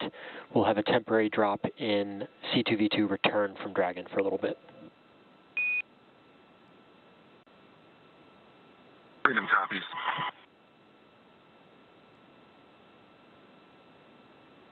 C2V2 is the common communication for visiting vehicles. The vehicles you're seeing now are not too far away, about 320 meters away from each other, just outside the keep-out sphere and swinging out and up in front of the station. Now, we talked about TDRS coverage and ground station coverage, but there is a link that allows the two vehicles to talk to one another. That's through a system called the Common Communication for Visiting Vehicles, C2V2. On board the International Space Station, NASA astronauts Matt Dominic and Mike Barrett are currently inside the cupola, getting some beautiful views of Dragon making its approach to the International Space Station, but they're also receiving data through this common communication link. Some of the data they're seeing of the range rate, and vehicle status and health are all being transmitted from the Dragon to the International Space Station.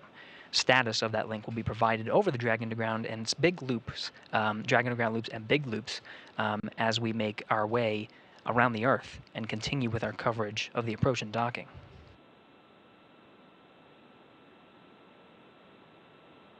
We're now over the continental United States, about 260 statute miles over the northern continental United States, getting some great views as Dragon makes its way towards the docking axis. Station and Dragon almost directly over the northern border of North Dakota. We're getting views in the distant southern Canadian landscape.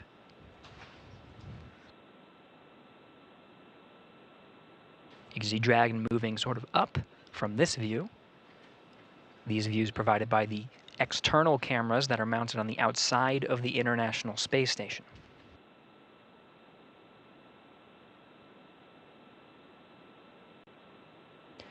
The camera's zoom and focus and aperture are being controlled by flight controllers here on the ground. In fact, here in the room with me at Mission Control Houston, that position is called the Cronus. They have autonomous control of the cameras on the outside and are able to use the pan, tilt, and zoom functions of the external cameras to provide these great views.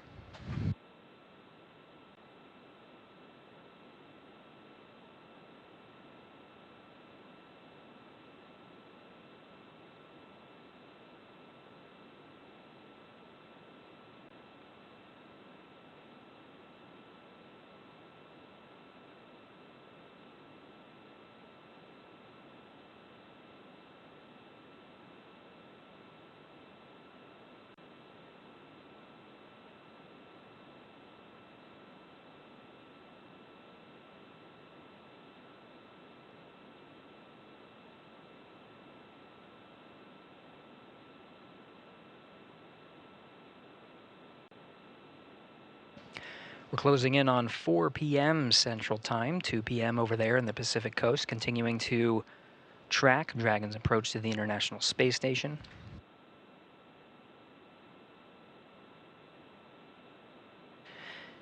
Now getting some distant views on some of northern Ontario, and of course the horizon of Earth. Now this view provided from the external cameras aboard station of Dragon with the nose cone open and the forward bulkhead facing the International Space Station. That provides the communication link, very strong link, and some of the forward bulkhead Dracos are now coming into view as Dragon becomes a little bit closer. We're just a little more than 300 meters from the station at this point. Now this slow trajectory is moving us up into what's called the docking axis. The docking axis is immediately in front of the space station today. We're heading towards the forwardmost port. Dragon Endeavour is currently docked to the Zenith port. This is the space-facing port. And Endeavour, again, will undock in approximately 7 days. This allows for a seamless handover of the Crew-9 crew and the Crew-8 crew before their departure. Endeavour is currently configured with extra seats for Butch Wilmore and Suni Williams, both NASA astronauts, who are scheduled to return aboard the Crew-9 Dragon, with those seats outfitted for emergency capabilities, just in case. We're not going to be using them, though, because the Dragon and Freedom is well on its way to the International Space Station with those 2 empty seats. Upon Freedom SpaceX on the big loop, C2V2 transmit rate increase is complete, so we're back with good comms.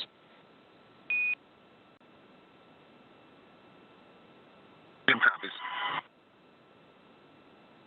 C2V2, again, that communications channel that is a link between the Dragon and the International Space Station. Back to a nominal config.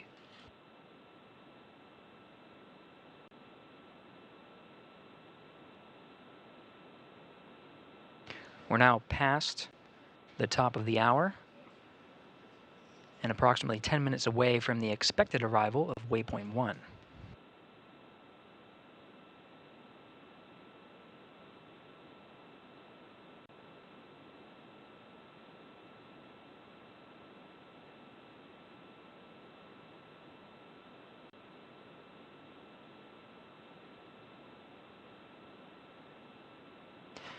The views you're seeing from the International Space Station illuminating the capsule of Dragon Freedom there are covered by the setting sun, and whereas we approach an orbital nighttime. As the station and Dragon Freedom pass over the western border of Quebec, the Terminator line that separates daytime from nighttime is over the Atlantic Ocean. It'll be just a few minutes until the expected sunset, and we'll lose some of the views that we have currently of Dragon Freedom. Now we're getting a flashing light from the center hatch of the exposed forward bulkhead, thanks to the open nose cone. But that blinking light is called a docking light. We'll be seeing those views. As we enter into an orbital nighttime, we'll see some of the navigation lights lit up. This includes the starboard light and the port light, starboard being green, port being red. That will show the relative position and orientation and attitude of Dragon as it makes its approach to the station.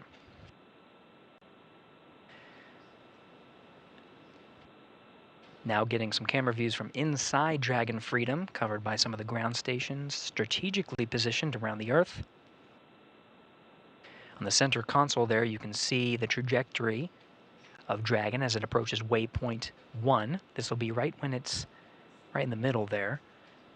But the trajectory that you see that's curved is part of potential breakout maneuvers, which would be calculated at any point in Dragon's approach to the International Space Station to ensure the safety of the crew.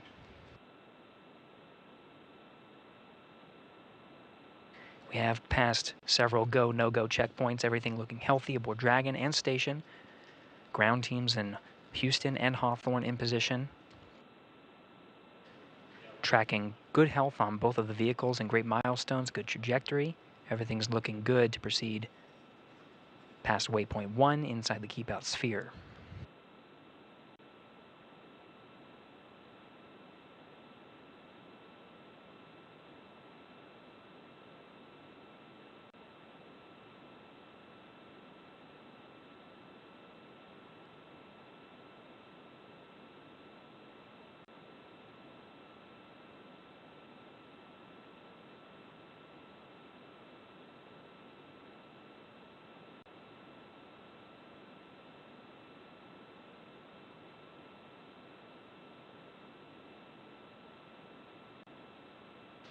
In the view on your right, we're starting to come up on a view of the International Space Station from the docking axis. Not quite there yet. We're expected to be there in about 6.5 minutes. So we're right immediately in front of the International Space Station. From there, we'll make our slow and methodical push in towards the docking axis through several waypoints. Waypoint 1 being, of course, meeting at the docking axis immediately in front. Waypoint 2 being inside the keep-out sphere. Commander Nick Hague in the view from inside the capsule. On the left from your screen, Mission Specialist Alexander Gorbunov on the right. Following along on Dragon's approach to waypoint 1 immediately in front. The sun ahead of an orbital sunset, illuminating the station's solar arrays. 8 sets of the legacy arrays in view.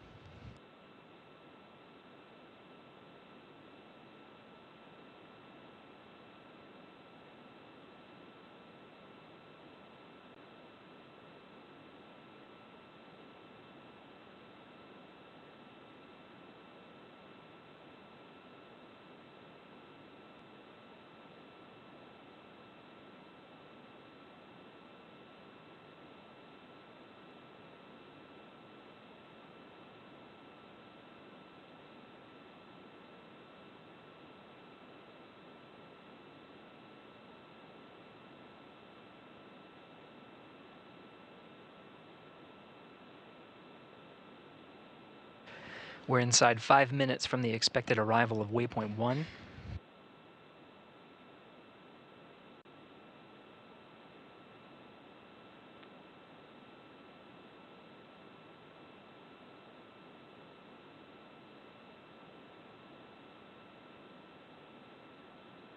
The arrival of Dragon to waypoint 1 should coincide almost exactly with the expected time of an orbital sunset, where we will lose the illumination of the outside of Dragon from the sun.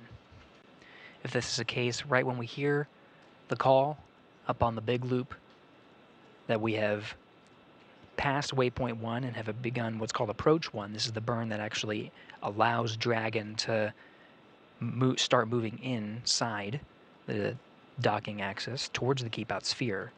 We might lose some of the illumination of the spacecraft, in which case you'll see some of the navigation lights, the green and the red lights.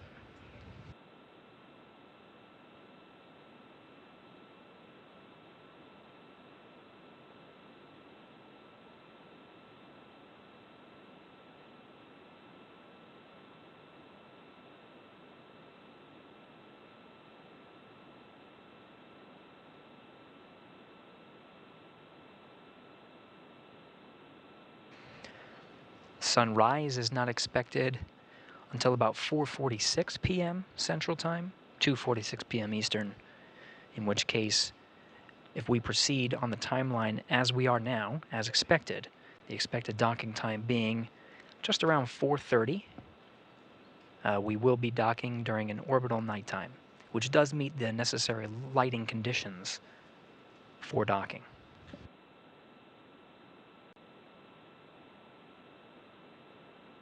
Waypoint 1 arrival in just a little more than 2.5 minutes.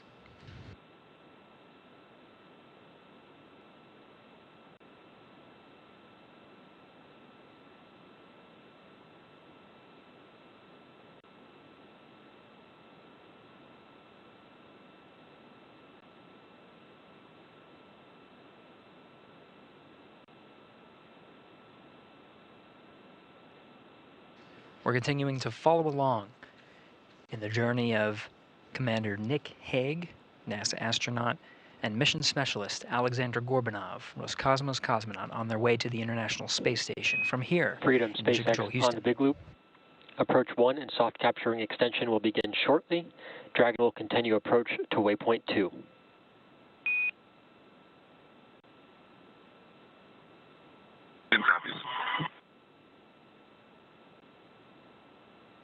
That call from the ground confirms that all teams are go to proceed past waypoint 1. There will be no stopping at the waypoint 1. Dragon will execute its approach 1 maneuver burn and does have a go to enter inside the keep out sphere. This is at the 180 mark.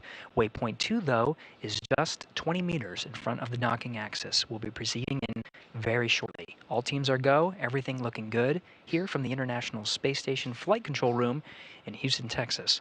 With that, as we continue to follow along, I'll toss it back to my colleagues over in Hawthorne. Leah and Ronnie, take it away. Awesome. Thanks, Gary. So one of the things that's really interesting as we move up to waypoint 1 is that in a lot of ways, the trajectory we're on today, even though we've done these additional burns with Dragon's Draco thrusters, was set yesterday when we lifted off from Space Launch Complex 40. And that's part of the reason that we had an instantaneous launch window yesterday. A lot of that is driven by this rendezvous point between Dragon and the International Space Station in orbit, so that we can perform all of these maneuvers moving from waypoint 1 to waypoint 2, coming up here shortly, exactly on time and through this careful, very methodical approach between all of the teams currently participating. Here at SpaceX Hawthorne, obviously our crew on board Dragon, the International Space Station, and Mission Control in Houston. We are still expecting initial contact between Dragon and the International Space Station at about 2:30 p.m. Pacific time or 5:30 p.m. Eastern time. And before reaching waypoint 1, which again is coming up here very shortly, mission operators conducted a go, no-go poll, which we just heard, to allow Dragon to begin its approach to waypoint 2. That's, of course, located inside of the keep-out sphere, about 20 meters away from the space station. Yeah, so again, like you just said, Ronnie is standing by to arrive at waypoint 1. However, we did hear the call that we will not be stopping at waypoint 1 today. There's always the option there if we wanted to stop at waypoint 1, and that brings us up and in front of the International Space Station, puts us on the docking axis, meaning we are right in front of Node 2, which is our docking port today, also known as Harmony. We actually had a really cool view earlier when we had that shot from Dragon where you could see Crew 8's Dragon at the zenith or space-facing port of Harmony. So hopefully, as we get closer, we get that view back. But once we get to waypoint 1, like you mentioned, we will start moving into waypoint 2. And if you look on the left of your screen, you can see Dragon changing color just a little bit. That was an orbital, let's see, sunrise? That was the delayed view of an orbital sunset. So they are now in an orbital nighttime, flying about 260 statute miles over the Atlantic Ocean. They'll be crossing over Africa soon. And if you see all those little colorful dots on your screen, not the ones on Dragon, but all of those other little specks, that is due to radiation hits on the camera. So those are not colorful stars in the background. I wish they were. That'd be very cool. But that is actually just a little bit of damage to the camera itself from being in the space environment. Of course, the colorful dots on board Dragon are actually a pullover from the aviation industry, being used to indicate the port and starboard sides of Dragon itself.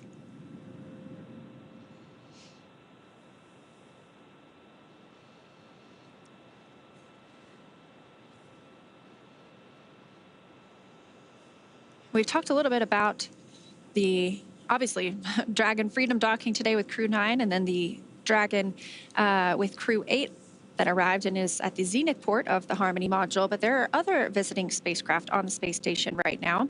Those include the Soyuz MS-26 spacecraft, launched just a couple of weeks ago and brought up 3 additional crew members. They'll stay on board for about 6 months. We also have 2 Progress resupply spacecraft. Those are also from Roscosmos, Progress 88 and 89. Those are resupply spacecraft. So they come up with food, fuel, any materials or hardware for the crew living and working aboard. And then we also have Northrop Grumman's Cygnus 21, so their 21st flight to the International Space Station. That's another resupply spacecraft bringing up cargo and hardware. Getting views still of Dragon as it approaches the space station here on your screen, fading a little bit as we head into that orbital nighttime. We have Houston Station on 2 on the big loop, 1.102, step 3. We are ready for docking.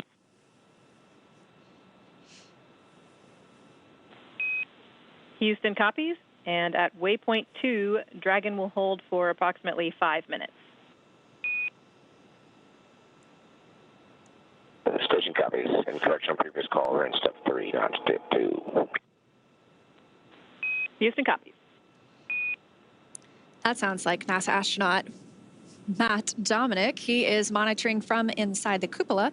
That is our window to the world aboard the International Space Station. So almost all of the photos that you see taken by our crew members are taken from inside the cupola, and that also allows us to monitor the arrival and departure of spacecraft like Matt and his colleague, Mike Barrett, are also a NASA astronaut, are doing today. So we did hear the call out that they will hold at waypoint 2 for just a few minutes and then proceed in for docking. And good news that the station side is go for docking today.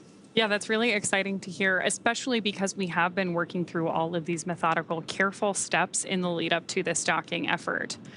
About 20 meters away from the station's docking adapter, Dragon's approach is going to slow in preparation in part for that hold, and it will begin to align itself with the docking adapter to come in for that final approach. Now, we did get confirmation that we have passed waypoint 1. Again, we're going to hold at waypoint 2. The waypoint 2 is about 20 meters from the International Space Station. So you can hold longer if you want to. We're going to hold about 5 minutes today, but you can hold longer if you want to, if you wanted to wait for better lighting conditions or just reconfiguring anything on either Dragon side or station side. But 5 minutes is a pretty short hold just to make sure everybody is ready for that final push in for docking. And then, like we also mentioned earlier, we'll have one last call out in that time frame, which will be CHOP. And that's the crew hands-off point. It happens about 2 meters from the International Space Station, so very close. And that means that if we needed to, if Dragon needed to back away from the space station at that time, it would not be executed by the crew. It would need to be executed by Dragon itself. So an autonomous retreat. And all of Dragon's flight has been autonomous. From all of its burns and its rendezvous and its docking itself, it'll be completely flying on its own. Now, this view on the right side of your screen from Mission Control Hawthorne, they have been on console for the last 26 hours, actually almost 28 hours now, monitoring the flight of Dragon up to the International Space Station just a couple of hours ago, we heard that big loop configured, meaning that Hawthorne, Dragon, the International Space Station, and Mission Control in Houston are all able to talk to each other. Freedom SpaceX on the big loop, self-capturing extension complete. Reminder, we will be holding for about 5 minutes at waypoint 2. If you'd like, you can keep your visors up until we are getting ready to command into approach 2 out of that hold.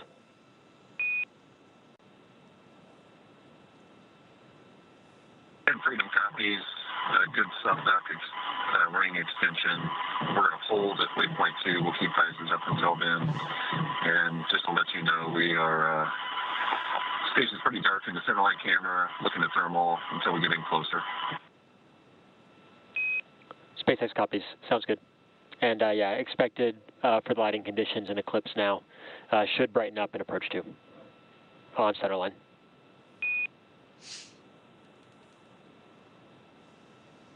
Copies.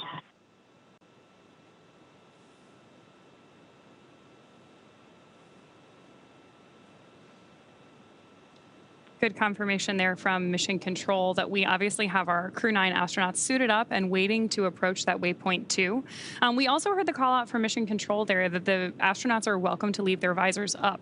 One of the things that's pretty cool about the IVA suits is that they are fully integrated and tailored to the astronaut who is wearing them. So the visor is one of the only mobile parts of the suit. Everything else is connected. The helmet, the gloves, the boots, everything is custom tailored to the astronaut wearing that IVA suit, including everything going on to their communications with the ground, the umbilical that actually mates from the thigh of the suit to the chair on board of the Dragon spacecraft. We did also hear that the soft capture ring is deployed. So there are sort of 2 phases to docking. There's soft capture, that's our initial contact for Dragon and the International Space Station. And then that ring will retract once we make that contact, and we'll start getting hard capture. That's when we get into those locks or those latches and hooks driving to provide a firm, secure connection from Dragon and the International Space Station. We'll also see some umbilical checks and connections as well, too. And we are standing by as well for a go, no go poll in Mission Control Houston. We may not hear it here, but we will have a go, no go poll from Mission Control Houston in just a couple of minutes for the docking. But it's good news all around so far. Heard that the astronauts aboard the International Space Station are ready for docking themselves. So we're standing by for waypoint 2 coming up next. We may dock a little bit early today. We were targeting around 2:30 Pacific. That could happen about 2:26 p.m. Pacific time. So early is good. Early is good. That's great. One of the other things we're hearing as we hear chatter back and forth between Mission Control are these beeps as comms begin, both outbound and inbound. Those actually date back all the way to the early days of human spaceflight and are known as Quindar tones. They used to effectively be radio signals that we had comms coming in and out. They're a holdover these days. They're not strictly necessary, but because they are part of the history of human spaceflight and a really convenient way for us to manage these communications back and forth between Mission Control and the astronauts, you can hear them on all of our crew launches on board Dragon, and obviously keeping us in touch not only with Dragon and Mission Control here in Hawthorne, but also the International Space Station and Mission Control Houston. It also helps us know when that comms is coming here as communicators, because those are the most important comms of the day. Anything we say is much secondary. It takes a backseat to anything that you could hear from the crew members in orbit or the team members here on the ground really leading the operations. So we like to listen for those, and we are quick to be quiet as soon as we hear that there might be some crew comms incoming. It also just sounds like space to me. I think it's the history of everything, and having seen it on all of the crew flights from Demo 2 to Crew-9 on board Dragon, that sounds like we have space coming in. So always eager to hear what the crew or Mission Control has to say. It looks like we're about 90 seconds away from waypoint 2. Again, that's about 20 meters away from the space station. We are already on the docking axis, so we are right aligned with the Node 2 forward port, that Harmony forward port that Dragon will be calling home today. And because of that, we are getting these views of Dragon with space in the background on that docking axis instead of the Earth behind it. So if you are just joining us, we don't have a super clear view right now, but the lights that you're seeing are Dragon on board your screen as it approaches the International Space Station. Again, if just in case you're just joining us, we are tracking initial contact between Dragon and our Crew-9 astronauts at about 2:26 p.m. Pacific time. That'll begin with that obviously soft capture followed by a hard capture. During the hard capture maneuver, Dragon will actually extend 12 hooks into the International Docking Adapter to make sure that we have really tight contact between Dragon and the space station before we begin pressurizing the vestibule between the two vehicles. And again, we do expect that docking today will probably take place in darkness. Unfortunately, we love those views when we are in an orbital daytime. But like we mentioned earlier, we see 16 sunrises and sunsets a day. So we see about 45 minutes in darkness and 45 minutes in daylight. Right now, we are in one of those orbital night times, flying 261 statute miles over the country of Togo. So we are standing by again for waypoint 2 arrival. We expect to pause, and it looks like we could see a couple of thruster firings as we get ready to execute that 5-minute hold at waypoint 2 before moving in for final approach and docking to the Node 2 forward port with Dragon and Crew-9. This is the second Dragon that's going to be mated to the International Space Station. Oh, we've got some good Draco pulses on your screen there right now. Again, this is the second Dragon that's going to be on board the ISS once we've got this docking complete today, because we do have the Crew-8 Dragon also currently mated to the International Space Station. Crew-8 and Crew-9 are going to do an active handover here, where the crews work together to transition current operations on board the station, any ongoing scientific research, and then Crew-8 will return home in about a week, depending on weather conditions, in the same capsule that they rode up on. So it's interesting because that capsule stays with the crew for the duration of their mission, which obviously means that we at SpaceX here are monitoring Dragon throughout the mission, from its initial launch, the entire time it's docked on station, through that splashdown for each crew. Did just get confirmation that we are holding at waypoint 2, so we may hear a call to the crew in just a moment confirming that as well. Again, expecting maybe a 5-minute hold, 20 meters right now away from the International Space Station. It is truly slow and steady, wins the race. With that 5-minute hold, we talked about maybe a 2:26 p.m. docking, a 2:30 p.m. docking. It's nebulous a little bit at this point. We just take the time that we need at this hold, and so we may be back a little bit closer to the 2:30 docking. But we will make sure to let you know exactly where the International Space Station and Dragon are flying and the time of docking as soon as that happens. So this is the final hold in the mission before we welcome Dragon and Crew-9 to the station itself. This really is a dynamic phase of flight, too. Part of the reason that we're monitoring these things and listening in on mission control is that we have a lot of teams working together to assess the situation as it unfolds. So the good news is that we've had a really smooth flight so far for our Crew-9 astronauts who did lift off yesterday from Space Launch Complex 40 at Cape Canaveral Space Force Station in Florida. They spent about 28 hours on their way to the International Space Station. And as Leah mentioned, we are holding here at waypoint 2, just about 20 meters away from the space station, awaiting that final approach and docking. Currently, Mission Control Houston is conducting their poll to ensure that we are go for final approach and docking when we depart waypoint 2. Again, final hold point for today's mission. So this is really game time. We are getting close to seeing these 2 new crew members arrive at the space station. Again, once they dock, it'll take about 2 hours for all of the operations required before we see them float through the hatch. That includes vestibule depressurization. That's the space between Dragon and the International Space Station itself. And right now it is exposed to vacuum so that Dragon can dock. So Freedom SpaceX on the Big Loop. Ground is go for final approach. Confirm crew readiness for approach and visors are down.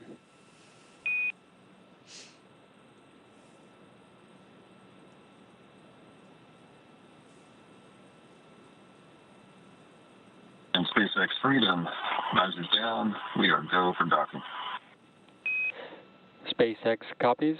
As a reminder, once Dragon is inside the crew hands-off point, retreat and breakout are not permitted.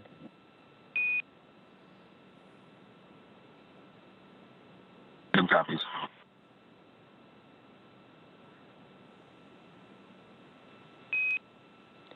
And Freedom SpaceX, we are resuming approach. Good copies.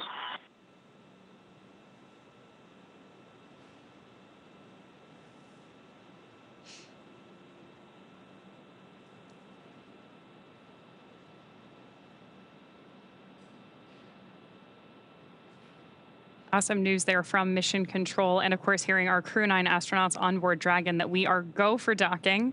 If you're watching closely, you're also seeing some great pulses from those Draco thrusters on board as Dragon approaches the ISS for that final docking maneuver. Again, that was the final hold, and we heard the communications that we are go for docking and have resumed that approach. So we will not hold again. And they discussed CHOP, which we mentioned earlier, the crew hands-off point. That's within 2 meters from the International Space Station. Station Houston on the big loop. Dragon is on final approach and is go for docking. Monitor per steps 5 and 6 in 1.102. Dragon approach and retreat monitoring. Station copies, step 5 and 6. So those sound like similar communications, but the first was to the crew on Dragon. The second is to our crew monitoring in the cupola, and you heard them reference what they should be looking at, any procedures that they're referencing during this dynamic phase. And we're continuing to see Dragon get closer to the International Space Station, now about 17 meters away from the docking port. Again, we do expect to be in an orbital nighttime during docking, but this is a pretty cool view as you can see a camera coming from Dragon and focusing on the docking port itself. So it looks like we are properly aligned with that Node 2 forward port as we continue to approach, now just 15 meters away.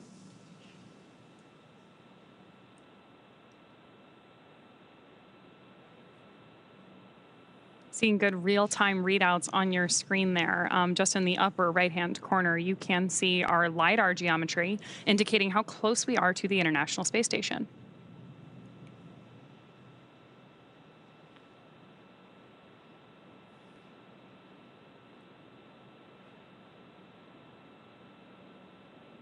LiDAR, of course, stands for Light Radar, and it is used in maneuvers like this in space to help two spacecraft meet each other. And that helps us to not need daylight when we are executing these maneuvers. So again, I mentioned this is happening in the dark. We can hold and wait for different lighting conditions if we needed to, but because we have this LiDAR technology, we're able to continue moving in. And like you mentioned, Ronnie, if you look in the top left, you can see we're now just about 10 meters away from the International Space Station. Oh, confirmation from the crew, 10 meters away. 10.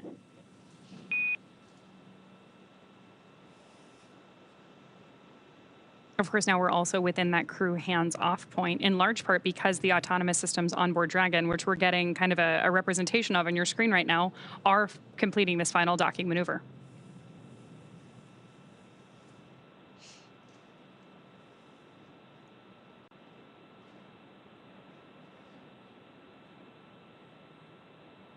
Looks like just about 7.5 meters to go.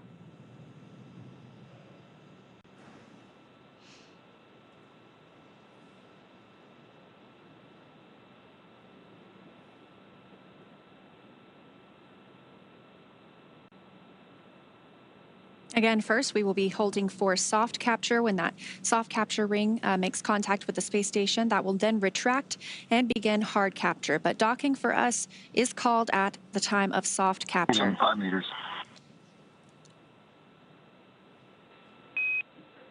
Copy 5. Standing by for the arrival of Crew-9 to the International Space Station. We are also getting some pretty good views here of Dragon approaching station, even though we are in an orbital nighttime and it's pretty dark. That's exciting to see how close these spacecraft are to each other. Yeah, now just about 4 meters away. Standing by for the call for CHOP, crew hands-off point.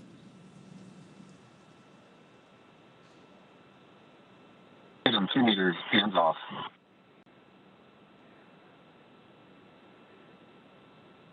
Less than 2 meters away, standing by for docking.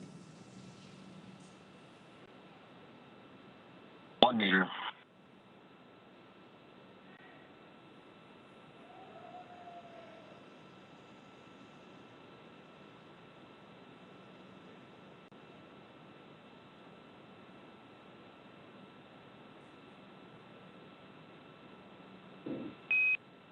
Freedom, SpaceX on the big loop, soft capture confirmed.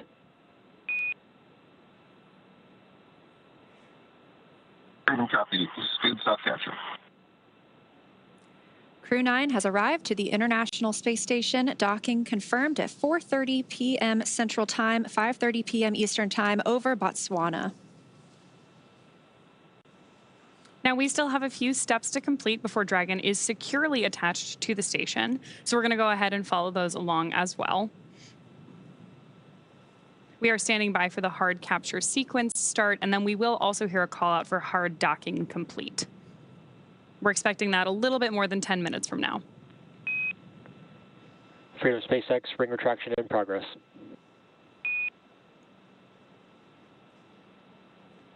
Freedom copies. Retraction in progress. Again, they're referencing the soft capture ring that will slowly retract and bring Dragon closer to the International Space Station. We'll get into that hard capture sequence with the hooks and latches, providing us a hard docking, and that happens about 10 minutes after docking itself. Again, Crew-9 arriving at the International Space Station as the station and Dragon were flying about 265 statute miles over Botswana, 4:30 p.m. Central Time, 5:30 p.m. Eastern Time. Of course, those hard capture rings aren't the only thing that we're going to attach between Dragon and the space station. We also have a series of umbilicals and other systems that really help integrate Dragon to the space station once both vehicles are mated together. And this continues to be a I don't want to say slow, but a methodical process of bringing the crew on board the space station. So yes, we do consider them docked at this point. We are awaiting for that hard dock to be confirmed, but we will still have a couple of hours before we actually open the hatch and see the crew fly through. So NASA astronaut Jeanette Epps on the space station side is going to be prime. She's the lead for pressurizing the vestibule, that space between Dragon and the station hatch that will be opened and allow the crew members to fly through it and join their new home for the next 5 months. So we will stand by for that. But that does take a couple of hours, and then we will finally have 11 people aboard the International Space Station for about the next week. Has to be an exciting time to be on station. Obviously, at this point, everything we're doing, as you mentioned, is very methodical, and that's because we're still in a dynamic phase of flight before we have all 11 members of our crew together on board Expedition 72. We've obviously heard a couple call-outs to our crew that they are wearing their IVA suits, now visors down, due to the dynamic nature of this flight environment, and we'll move through all of these steps until we can bring everybody together, and then, like you mentioned earlier, maybe change into something that's a little bit less spacefaring, a little bit more comfortable.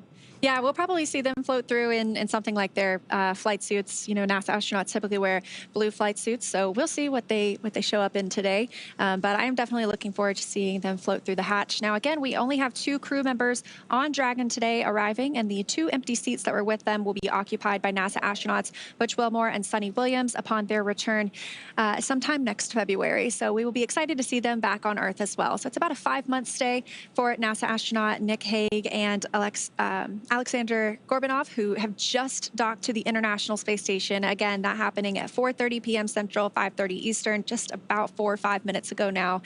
We are still standing by for soft capture ring retraction to be complete before the hard capture sequence starts and we get into driving those hooks and latches and firmly securing Dragon to the space station. If you joined us during our webcast yesterday, you know that these hooks were actually exposed when we opened the nose cone shortly after Dragon made it to orbit. That's one of our major milestones during our launch event. We did have an on-time liftoff yesterday from Space Launch Complex 40, followed by Freedom SpaceX ring retraction complete, docking sequence holding for MCS reconfiguration.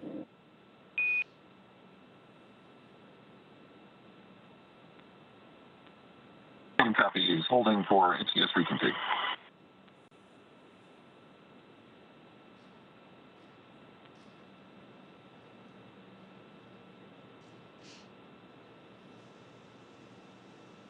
So confirmation that the soft capture ring, that first step in the docking process, has completely retracted. We will soon move into the hard capture process. Sounds like they're standing by for reconfiguration before doing so. But you can hear that the crew on Dragon are still speaking with the core here in Hawthorne, the crew operations resource engineer. So once they float into the hatch, though, they really become Expedition 72 crew members, not just Crew-9 crew members. And they will start communicating almost solely with the flight director the Capcom in Houston. That's the capsule communicator. really serves the same role as what we have here in Hawthorne with the core. That's the single person in the room that communicates with the crew. That keeps all of the communications streamlined, so you don't have a ton of different voices at different consoles. Station Houston, on the big loop, MCS configured, proceeding with hook driving. Station copies. There's confirmation there that we are moving forward with that hard docking and that we're talking over the big loop.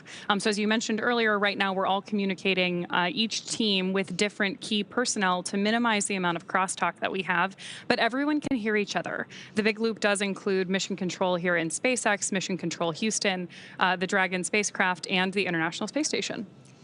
And I can see that we do have those hooks starting to drive. There are 2 sets of 6, so we'll have 1 set of 6 that will listen to here is complete before they start driving the second set, and that really secures that Crew-9 has arrived at the space station.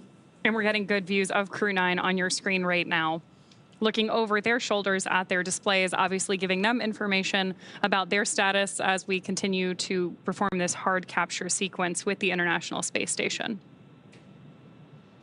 And they're able to monitor the entire flight all the way from launch yesterday, 10:17 a.m. Pacific, 1:17 p.m. Eastern, all the way through the docking process right now by watching those screens that you could see. It's 3 monitoring screens, or 3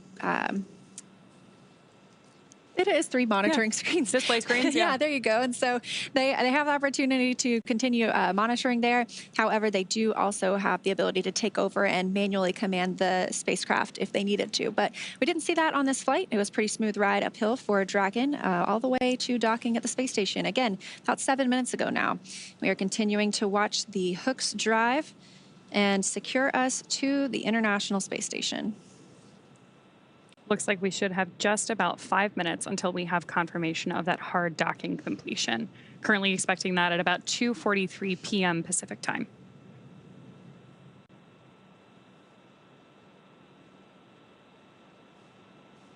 Like I mentioned earlier, during this time, we keep any of the crew members that are on the space station from exercising. So any exercise that happens in space can impart loads on the spacecraft itself. So those might be very small, but this is a pretty specific sequence. We want to make sure all those hooks and latches go in the right place. And so they have to hold off from exercising for the time being. Crew members on the space station exercise for about 2 hours every day. That helps keep their bones and muscles strong. That way, when they get back to Earth, they can recover much faster and are able to walk almost immediately. That's incredible. There's a lot of very cool exercise-focused research going on board the International Space Station, as I understand it, including both a treadmill, a stationary bike, lots of different ways to keep them strong, even in microgravity, before they make it back down to Earth. Yeah, absolutely. And I think it's another one of those things that proves how important what we do on the space station also is for benefits here on Earth, because what we've learned is also kind of a look into people who deal with osteoporosis or their bones, deteriorating because without lack of exercise in orbit, we're using our bones and muscles just to stand here right now, but you really don't when you're in space. So you have to do that continued exercise. And so what we're able to learn in space about exercise and the importance of it, we can also look to apply back here down on Earth from people who struggle with osteoporosis as well. There's a huge amount of crosstalk, actually, between microgravity research that's done both on board Dragon, whether it's through one of our NASA missions or our commercial missions, and the International Space Station, all that benefit life here on Earth, whether that's things like focused on bone health or even very specific disease pathways. It's interesting to give us that opportunity to look at different types of research that we can do for whether it's biological or nutrition. We talked a little bit earlier today about the number of plant experiments that are currently ongoing on board the ISS, all studying how we can deliver different amounts of nutrition to our astronauts on those future long-duration exploration missions. And of course, then there are parallels for that on Earth as well. It's been 10 minutes since our docking today, and I see the first set of 6 hooks are now fully driven into the International Space Station, and the second set is now driving. So we are in the process of hard docking. Again, that takes about 10 minutes after docking, so we anticipate seeing that complete soon. But we did dock today really right on the target time, 2:30 p.m. Pacific time, 5:30 p.m. Eastern time. That's really incredible, too, because even though we mentioned it earlier, it bears repeating. We hit that 2:30 p.m. today because we had an on-time liftoff yesterday during an instantaneous launch window. This entire approach to the International Space Station is carefully... SpaceX hard capture complete. Oh, confirmation of hard capture. That's great. Standing by for umbilicals as well.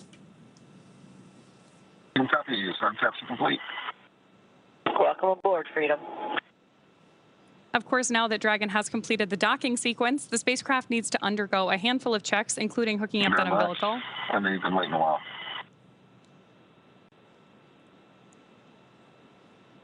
Just to see your smiling faces.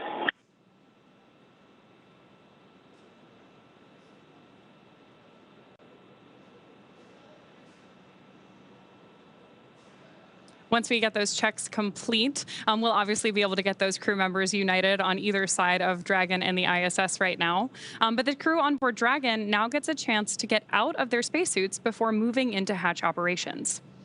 That's right, and things will be picking up inside the station too as NASA's Jeanette Epps gets the hatch on the station side ready to be opened. She's going to start pressurizing that area known as the vestibule between the Dragon and the station hatches. So we are standing by for confirmation of umbilical hard mate to the International Space Station, but we did hear both of those sets of hooks drove and we are officially hard docked. So we are just standing by for umbilical. Station on the big loop. We are standing down from Crew Dragon approach monitoring. Houston copies. And deconfigured work.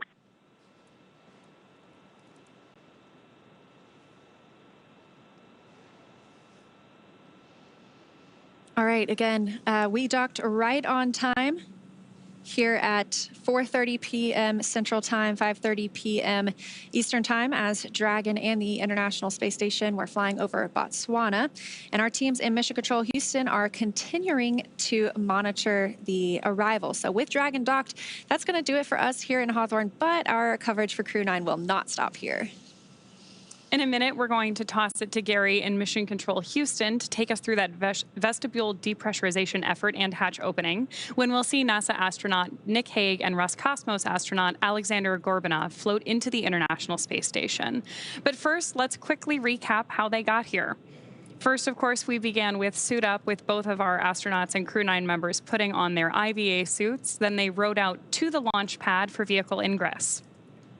We had an on-time liftoff from Kennedy Space Center, pad 40, yesterday at 1:17 p.m. Freedom SpaceX on the big loop. Docking sequence complete. Ground will be enabling hardline power and comm connection shortly. Go to DOF suits per procedure 4.012. We'll take cameras external.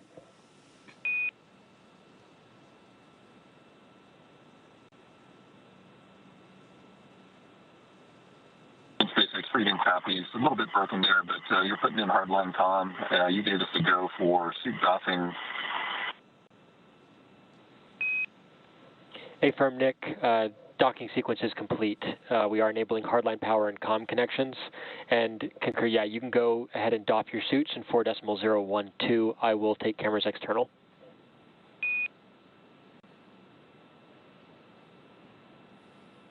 Okay, copy that. We're starting to doff our suits, and you'll go external. Thanks.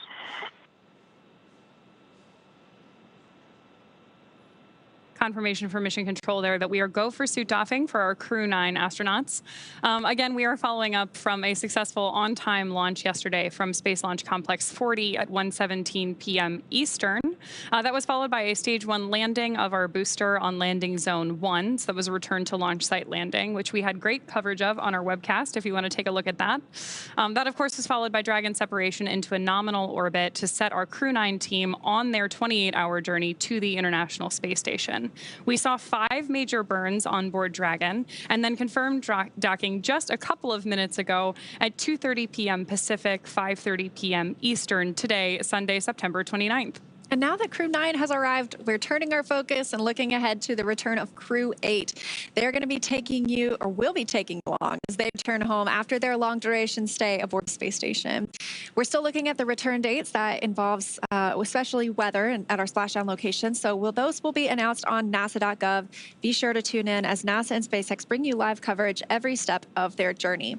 You can also follow SpaceX and NASA on social media for real-time updates. Thanks again for watching. Go NASA, go SpaceX, and go Crew-9 and Crew-8. And for those of you watching on X, please head over to NASA Plus to follow the coverage live.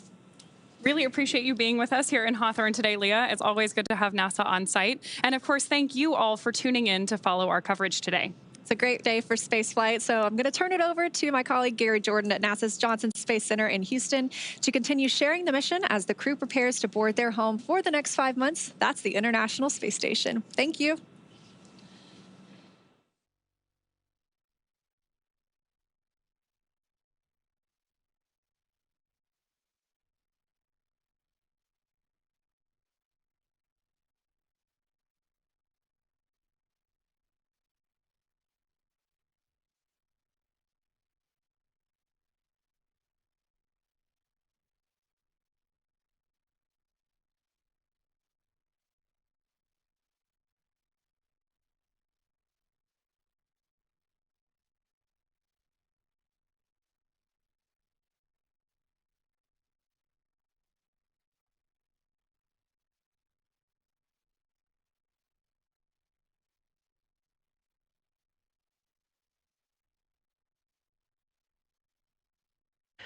This is Mission Control Houston.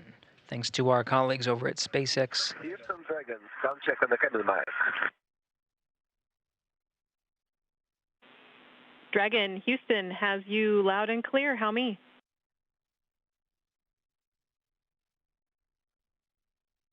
I got a loud and clear, sir.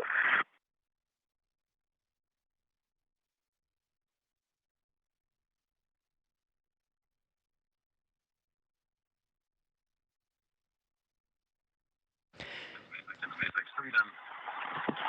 With that, I'm going to detach, and Alex and I will be both away from the displays, doffing suits, and working on getting ready to open that hatch. All right, SpaceX copies that, Nick. For awareness, we're going to continue with our docking procedures, and upcoming will be vestibule pressurization. Recommend you also, following suit doffing, you step into 4.400 for docked cabin configuration. I'll keep you up to date when we do start vestibule press, but you can monitor vestibule pressurization and leak checks in section 4 of 4.400. How copy? Copy all. You guys are going to start with vestibule pressurization here shortly. We're going to also step into the arrival config procedure, and we'll just run those in parallel with suit doffing. All right, that's a good readback, Nick. And just let us know when you're done with suit doffing and if we are allowed to come back on board with cameras at any point in this docking sequence. Yep, will do. Thank you. This is Mission Control Houston, continuing our commentary after the docking of Crew-9 Dragon Freedom to the International Space Station. Nick Hague and Alexander Gorbunov, Hague of NASA, Gorbunov of Roscosmos, both docked to the International Space Station right on time, 4:30 p.m. Central Time, 2:30 p.m. Pacific. At the time, this station was flying 265 statute miles over Botswana. The crew on board Freedom now is going through the remaining procedures to get ready for hatch opening. Through the entire docking sequence, since docking is considered a dynamic event, as an extra set of precautions, the crew wears their launch and entry suits through the dynamic phase of flight of docking.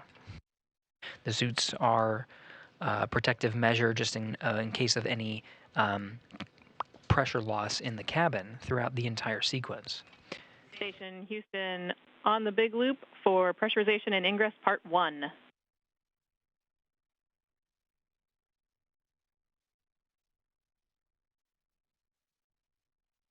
Going on 2. Jeanette, you and Mike are go in step 1.1 of 2.102. Before you begin, we would ask that you please power on the Node 2 camera 1. Copy and work.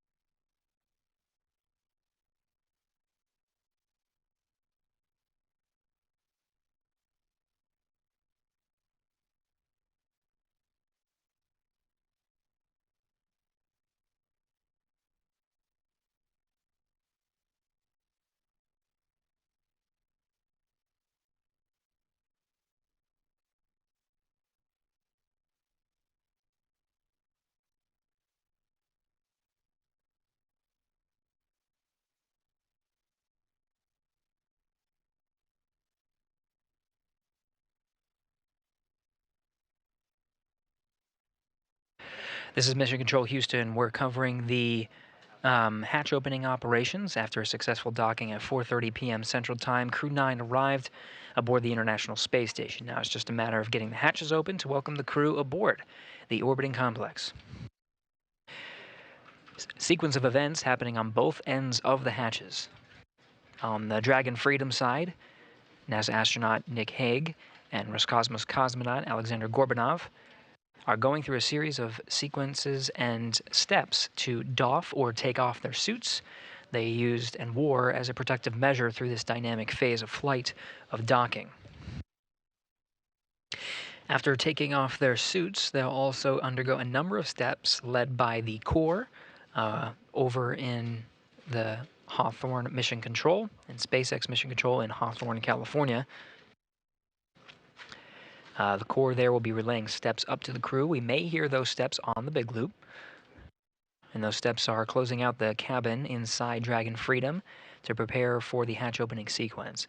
This includes laying out the suits such that they can be dried, configuring the cabin displays and some of the equipment inside the cabin, as well as changing out some of the LiO canisters.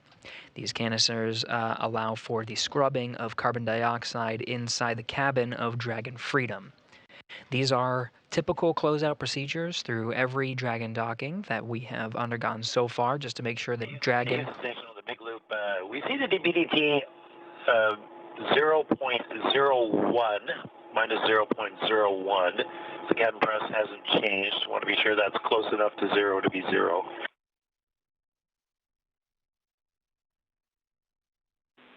We concur. That is close enough to zero to be zero. I will quote you on that. Thank you. Capcom Tess Caswell here in Mission Control Houston. That's the voice you heard, talking with NASA astronaut Matt Dominic aboard the International Space Station. It takes a team to open up the hatches, and we do have quite a crew on board. Jeanette Epps, NASA astronaut, as well as NASA astronaut Mike Barrett, working with Dominic, will all be working on the hatch opening procedures. Butch Wilmore, ahead of our coverage today, did set up the rendezvous operations panel that allowed for telemetry to be received by the crew on board the International Space Station and monitor Dragon's approach to the station. Now moving past the monitoring operations after the docking sequence is complete, the crew is focused on hatch opening operations. Now these hatch opening operations can take some time.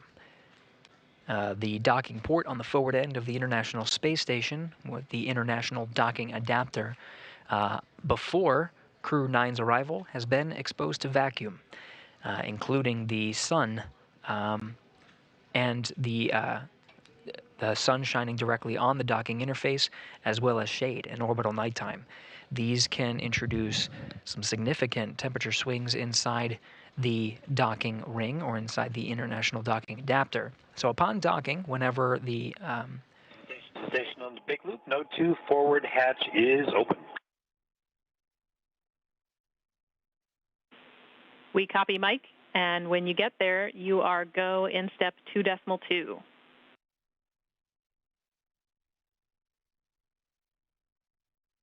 Up to go in 2.2. Through a visiting vehicle docking on the forward end of the station, there are multiple hatches on the International Space Station side that are closed as a protective measure. First is, of course, the A-Pass hatch. This is the hatch that's on the furthest position away from the International Space Station, and right now is in the closest proximity to the Dragon's hatch at the vestibule or the interface of the International Docking Adapter, where Dragon is currently docked. Now, a little bit inside the pressurized mating adapter, towards the modules of the International Space Station themselves, is another hatch. This is on the Node 2 forward end of the International Space Station. Node 2 hatch was closed as, again, a protective measure through the docking sequence. Now, as part of hatch opening operations, the first hatch of 2 is set to be opened. This will allow the NASA astronauts inside the International Space Station to have access to the pressurized mating adapter. This is the tunnelway that allows the connection between the Node 2, which is one of the modules of the International Space Station, and the A-Pass hatch, which is currently on the docking interface, where Dragon is currently docked right here. Where Dragon is docked, you can see a white interface. This is the International Docking Adapter. It's attached to the black structure. This is the pressurized mating adapter. With the Node 2 forward hatch opened, the International Space Station crew is right now inside the pressurized mating adapter, setting up to configure for entrance through that pressurized mating adapter and welcoming the Crew-9 crew.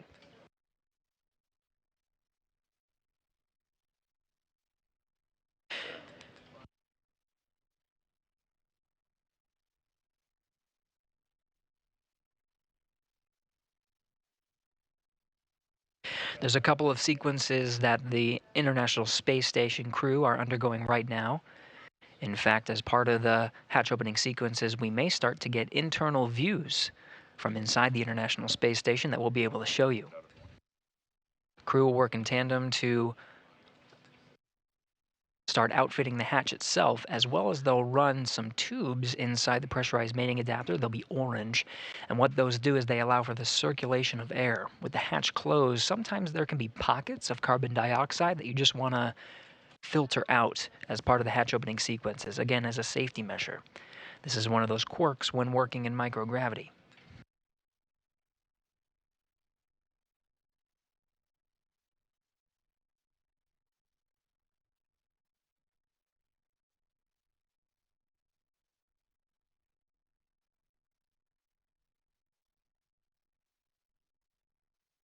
Now getting views from inside the International Space Station, you can see the crew now working together to open up the A-Pass hatch. The view you're looking at is from the Node 2 Harmony module, looking inside the pressurized mating adapter.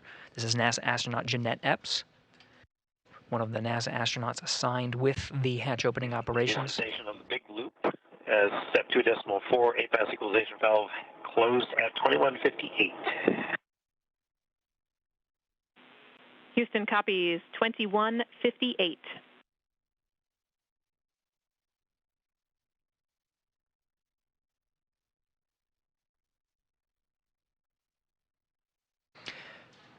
The voice you heard from inside the International Space Station is appearing on screen now. NASA astronaut Matt Dominic relaying some of the steps as they work through the necessary procedures to open up the hatch.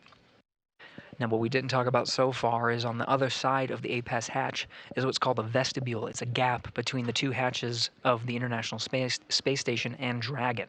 This is inside the interface of the International Docking Adapter. It's just a gap, but that gap right now is a vacuum, is at vacuum. The sequence now that the astronauts will undergo is pressurizing that vestibule up to match that of the cabins of the International Space Station as well as Dragon Freedom. The pressure inside each of those vehicles matches that of the pressure of Earth at sea level, 14.9 pounds per square inch. Appearing on the left side of your screen, another NASA astronaut, Butch Wilmore, who again, earlier today helped out with setting up the rendezvous, and monitoring tools needed for Matt Dominic and Mike Barrett today to monitor Crew-9's approach and docking to the International Space Station.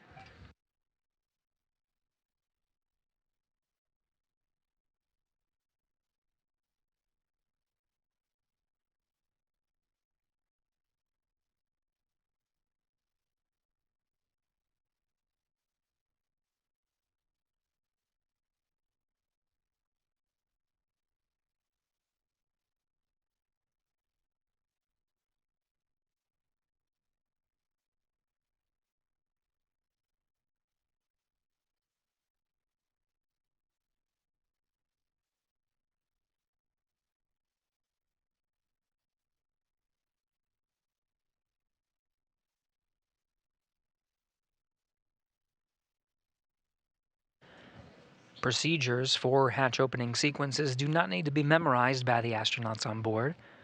They do have reference material. NASA astronaut Jeanette Epps holding a tablet and referencing some of the step-by-step sequences that need to be followed to ensure a safe pressurization of the vestibule and the hatch opening sequence needed to welcome the Crew-9 astronaut and cosmonaut aboard the International Space Station.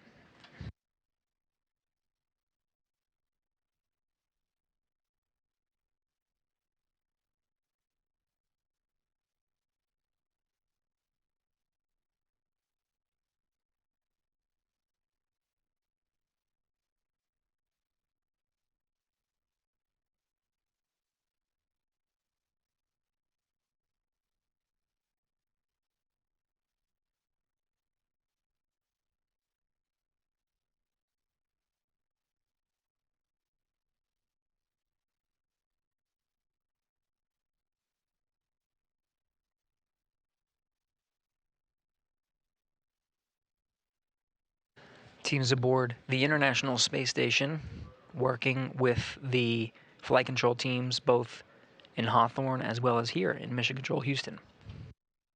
Through a docking sequence, the attitude control of the International Space Station itself is changed at various increments and spots through the docking sequence.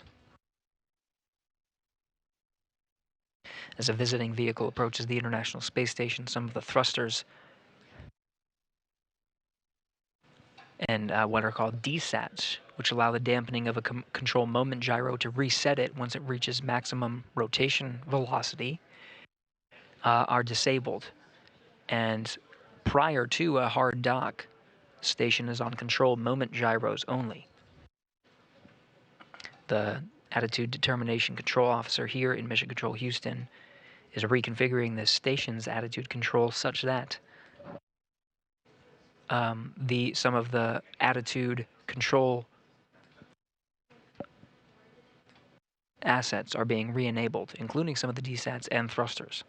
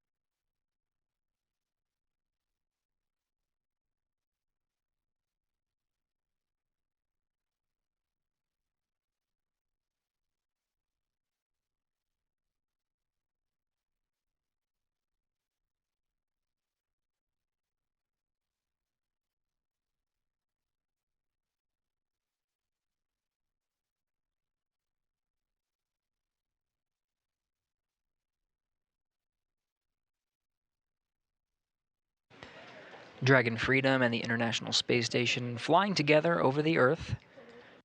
We're now over an orbital daytime. Station and Dragon are approximately 260 statute miles northeast off the coast of Australia, just over the Coral Sea.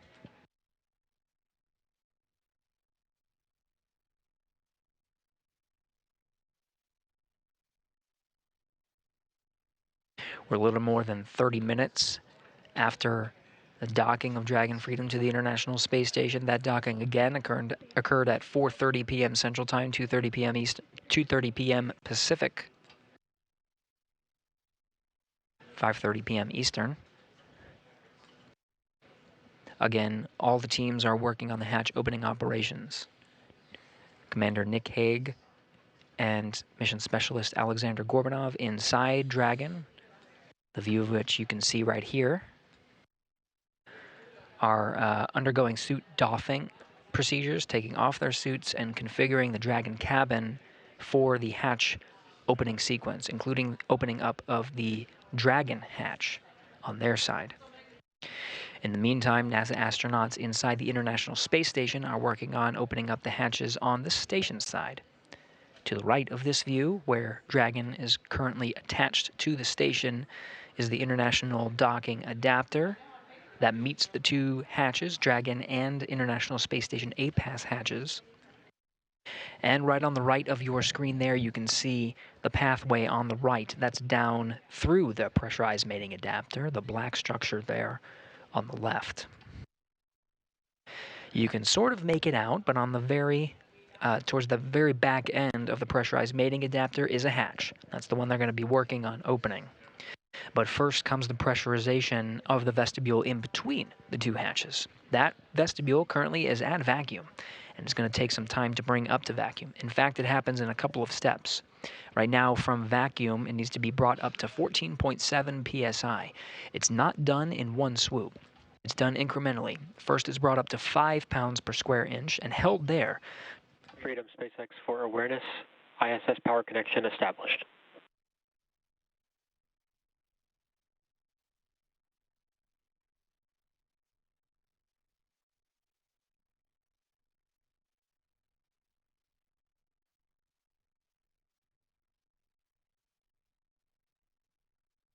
As part of the docking sequence, the very last step prior to the docking sequence being completed is the deployment of an umbilical from the Dragon to the International Space Station. That umbilical connects the Dragon to pull from the power and connect the data through a hard wire in between the International Space Station and the Dragon Freedom. Dragon, until that point, has been operating its power off of the batteries on board as well as the solar arrays that are on the trunk, very apparent on the black section of the unpressurized trunk from the external view of the Dragon. Those have been providing power up until this moment, where we just confirmed through that big loop that the umbilical that connects the Dragon and International Space Station and allows Dragon to pull from the International Space Station's power, that's been completed and is in work. Dragon now on the International Space Station power, no longer needing to rely on the batteries and solar arrays.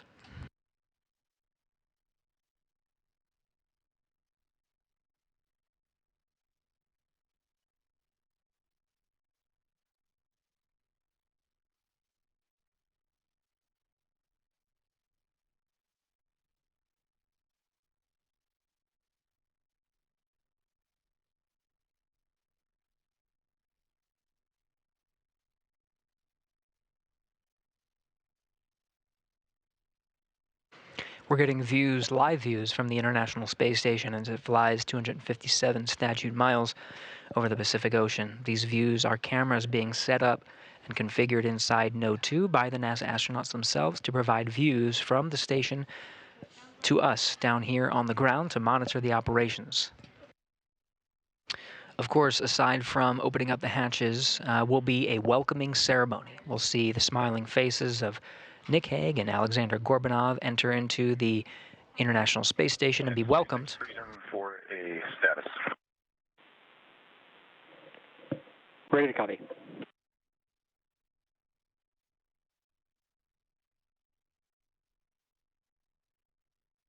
Yeah, we started the 1-hour timer for the suit drying 8 minutes ago, and I am ready in section 3 with an inventory when you're ready to copy. Okay, 1-hour timer 8 minutes ago, so we'll be looking for that in about 50 minutes to complete suit drying, and I'm ready to copy inventory.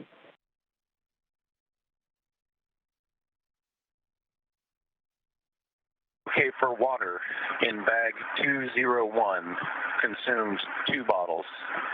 In 202, consumed all 5 bottles. In 204, consumed 5 bottles. All 5 bottles.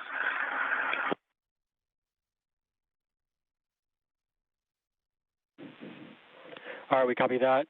2 bottle from 201, all 5 from 202, all 5 from 204.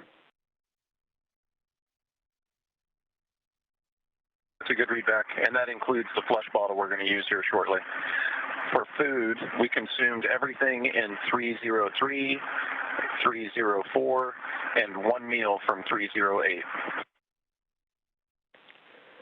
All right, SpaceX copies. The water includes flush bottle, and then all food 303, all food 304, 1 meal 308. That's a good readback. We're going to do the flush on the commode, and then I'll call down and let you guys come aboard. SpaceX copies.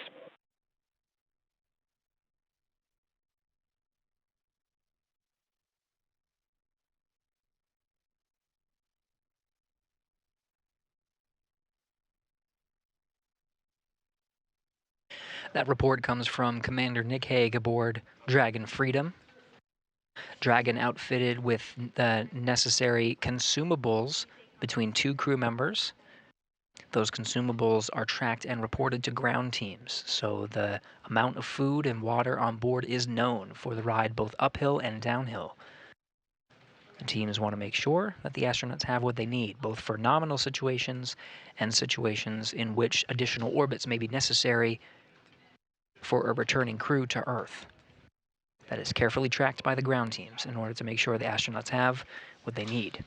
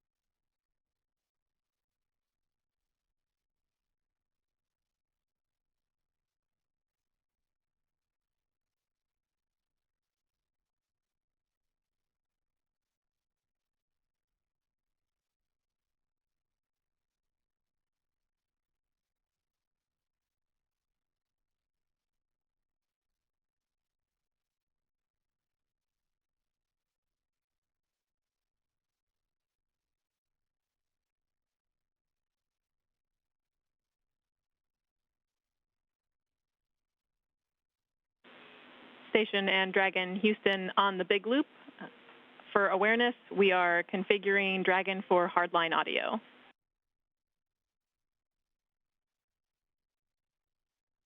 Okay, copy that. Freedom copies.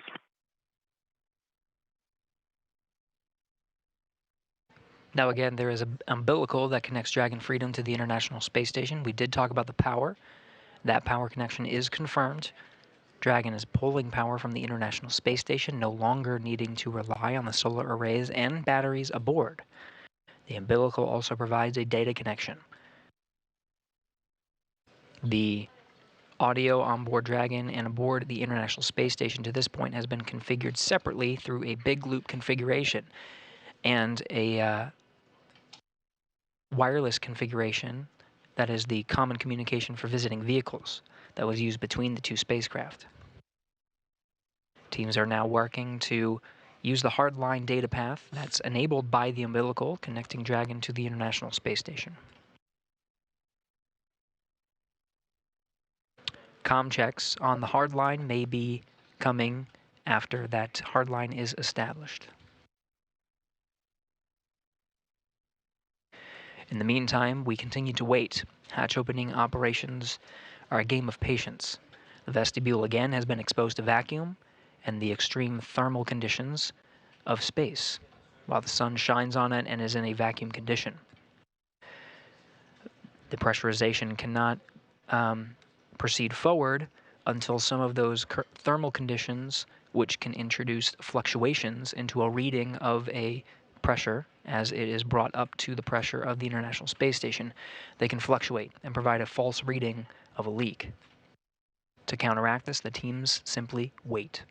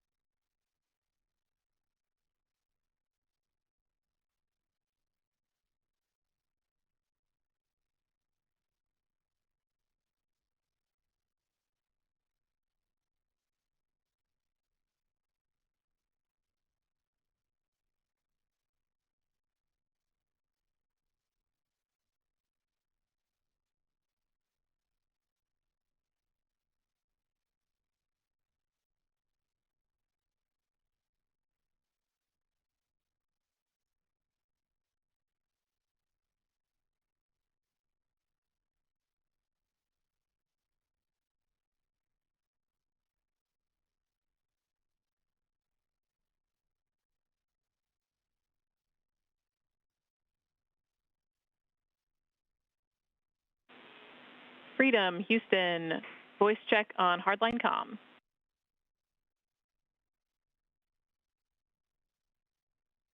Houston, Freedom, this got you loud and clear. Copy loud and clear.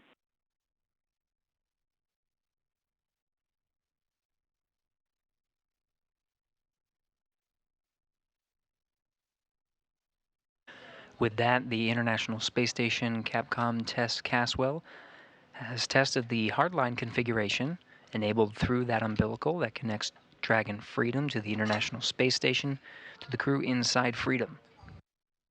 Still on the big loop, although it's reconfigured for hardline communications, that's been successfully established. Station Houston on 2 for the leak check. Heads up, we're expecting about another 5 minutes. Hey, copy another 5.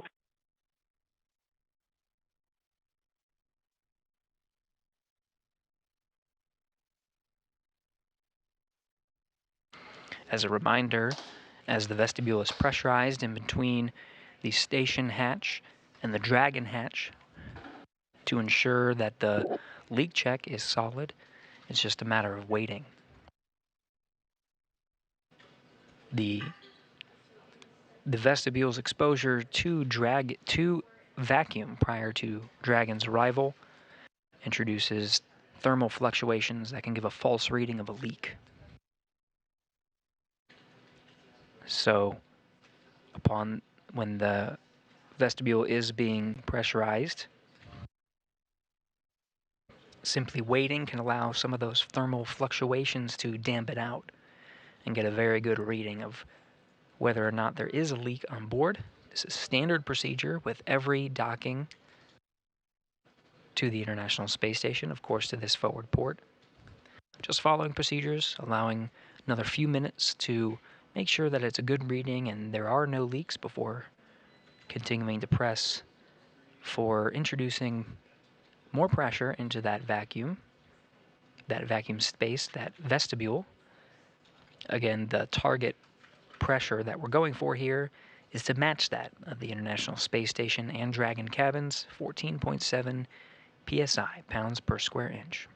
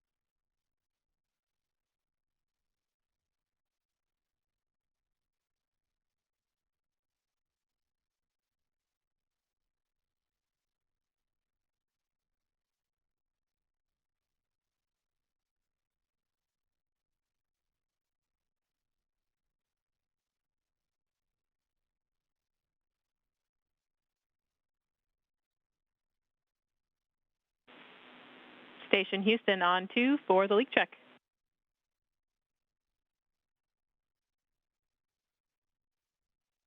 Yeah, too. We have a good leak check. You are go to step into step 3.1 of 2.102. Copy 3.1 of 2.102 inward.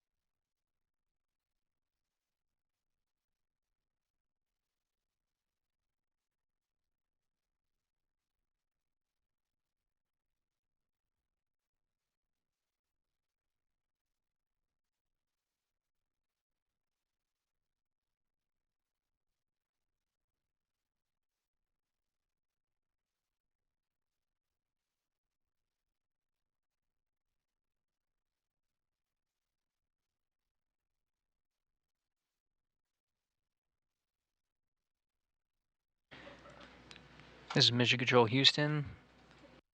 Teams on the ground confirmed that they are happy with the leak check. The vestibule seems to look good. No leaks in between the two hatches.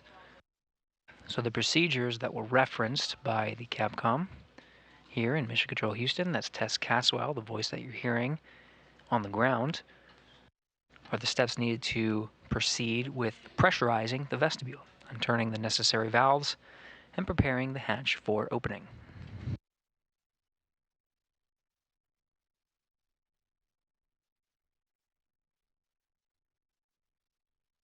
New sensation on 2, if you're happy with our DPDT, which we're showing 0.02, we'll proceed on your go.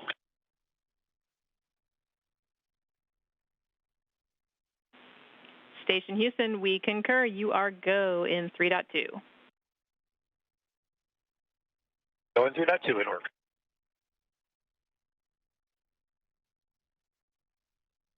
NASA astronaut Matt Dominic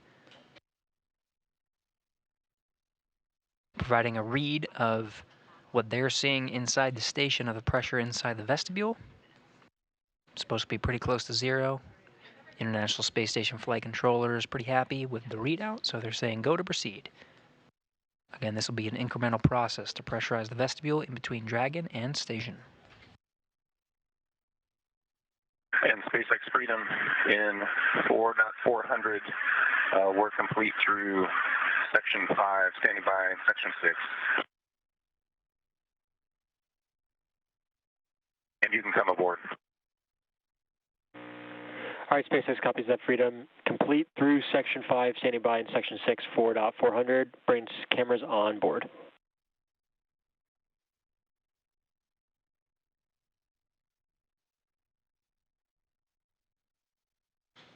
As the crew on board the International Space Station works through the steps to pressurize the vestibule in between the two hatches, the crew inside Dragon Freedom working on their closeout procedures and relaying to the flight control teams. And station on 2 for a 3.3.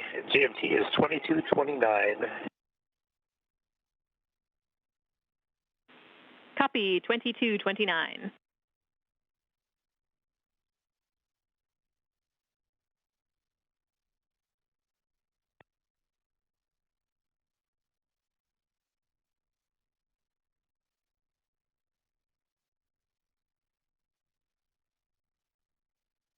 Right now we're in a expected handover period in between our coverage on the tracking and data relay satellites that provide video and audio communication from the station. We're expected to regain space-to-ground audio communication shortly, video from station shortly after that. It's the teams here in Mission Control Houston that are walking the astronauts aboard the International Space Station through the steps of opening up the hatch and, of course, pressurizing the vestibule. The team here is led by Argo Flight, that is Marcos Flores, the flight director for this shift of Crew-9's docking and welcome into the International Space Station. You can see there at the bottom of your screen, flight director leading the teams here in Mission Control Houston. Tess Caswell, to his right, is the voice from Mission Control. That position is called Capcom and relays the steps and communicates with the crew aboard the International Space Station and will be the sole voice from here in Mission Control Houston, communicating with the crew aboard. Now back with video from the International Space Station, continuing our coverage of the hatch opening sequence.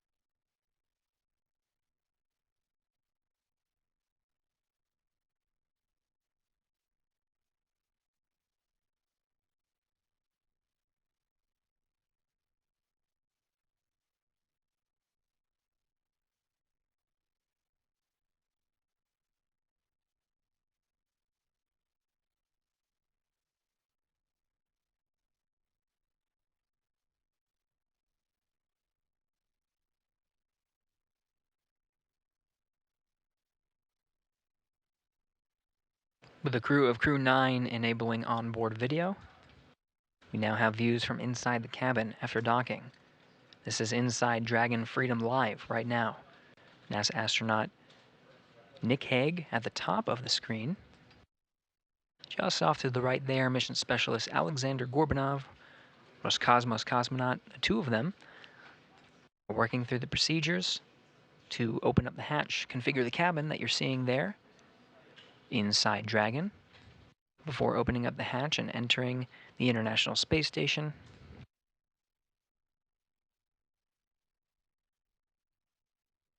You see the suits that they wore for launch as well as docking are in the seated positions. Right now they're in a configuration such that they can be dried in between use. Aside from the next dynamic operation, which will be undocking for the Crew-9 crew, they may perform a series of tests with the suits, but otherwise their mission now will be converted from Crew-9, the transit from Earth to the International Space Station, to join the mission of Expedition 72, which is continued science, research, and discovery aboard the International Space Station.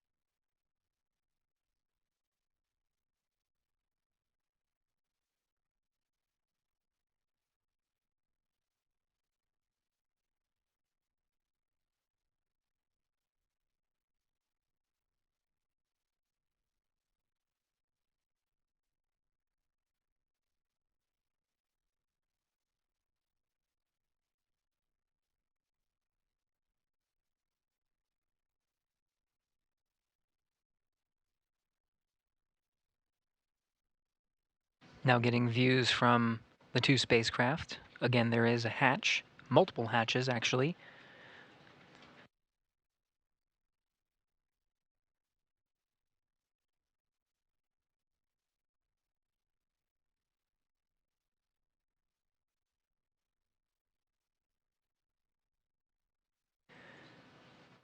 We are seeing that the A-Pass hatch is open on the International Space Station side. The vestibule in between the two spacecraft have been pressurized to meet that of sea level on the ground. The position where Hague and Gorbunov currently are very close to the Dragon hatch.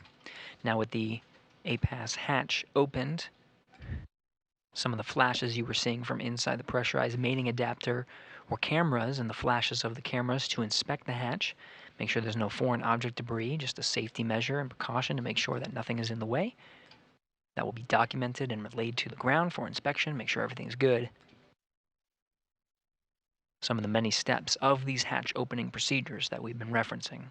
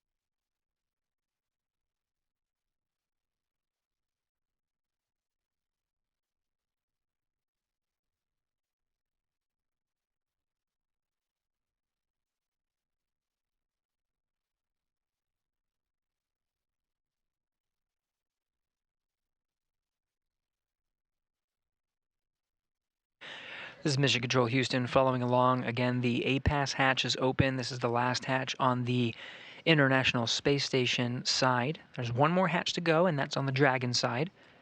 Nick Hague and Alexander Gorbunov currently waiting patiently inside Dragon Freedom, going through their incremental steps to make sure the hatches can be opened at a safe time.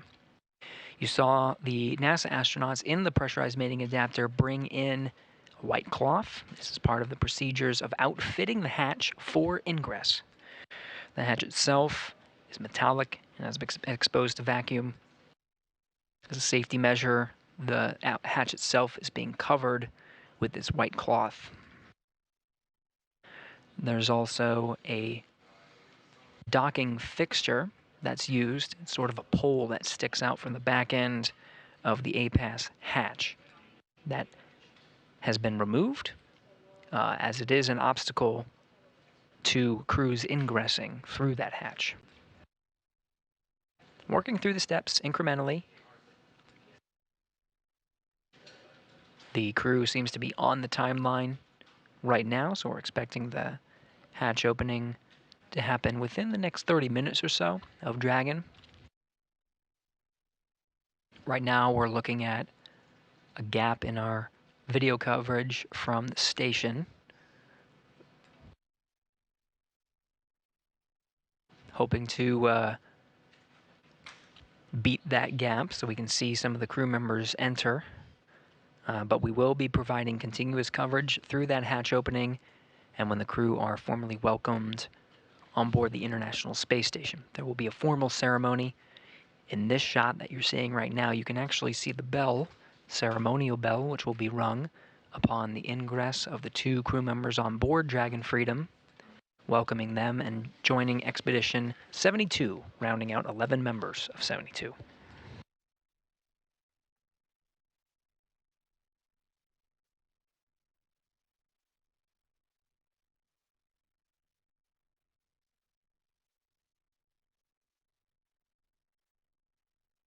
Three-box view that you're seeing from inside the station on the bottom right, inside Dragon, bottom left. Again, NASA astronaut Nick Hague on the top right corner of the screen. From that Dragon cabin view, Gorbunov you see behind some of the seats on the view from the bottom left. And we are seeing Dragon illuminated by the sun a little bit until an orbital sunset. As expected just minutes from now, the views on the outside of station will become a little darker as the station and Dragon pass 260 statute miles over the northern Atlantic Ocean.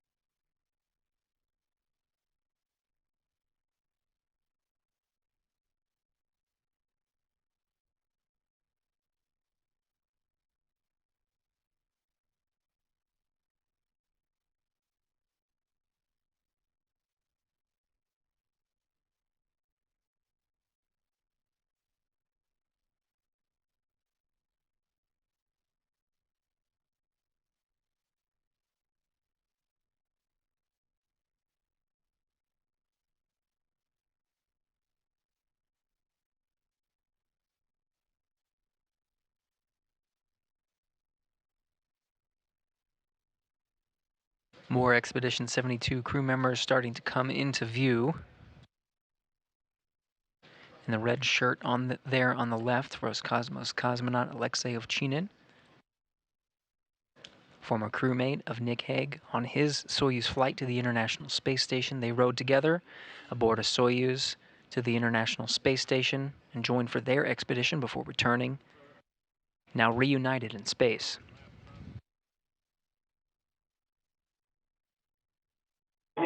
Station on the big loop. Step 4.8 is complete. Step 4.9 station is ready for Dragon hatch equalization.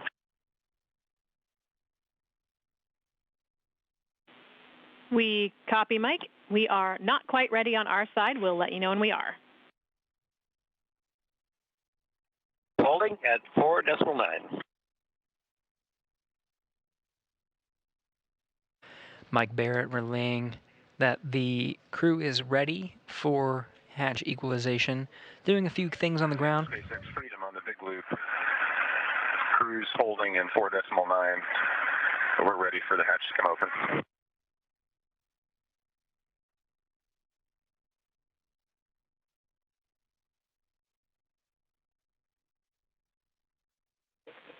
All right, SpaceX copies. We'll be waiting for the ground to be ready for equalization, and that's going to keep us in section 6 of 4.400.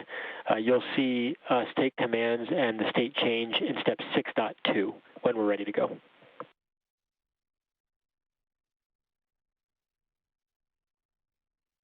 And copy that. And just a question on estimate on how long that'll take. We're coming up on our hour of drying time.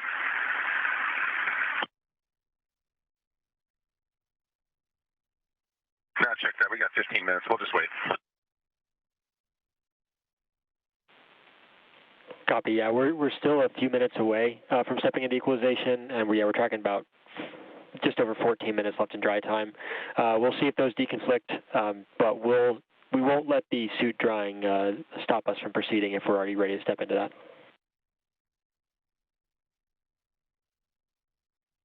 Okay, copy all. And Houston on the big loop, the APAS hatch seals look great, and no condensation noted. We did take a picture of the docking cross. That also looks great. Houston copies.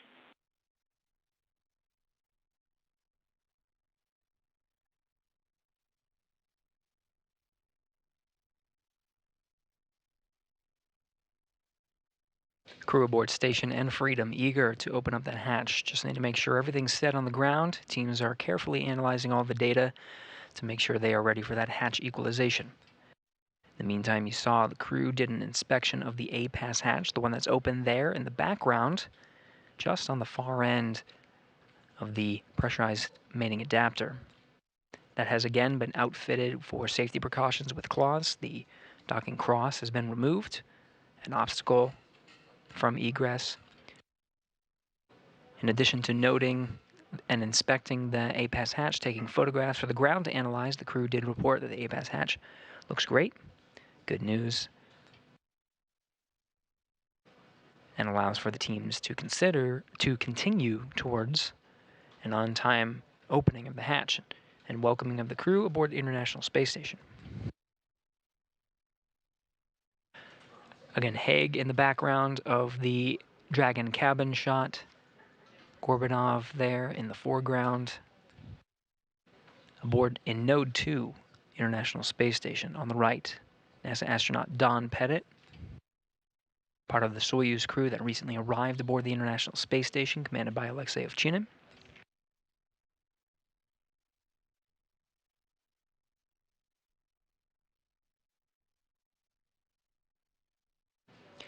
Ovchinin there, of course, former crewmate of Hague.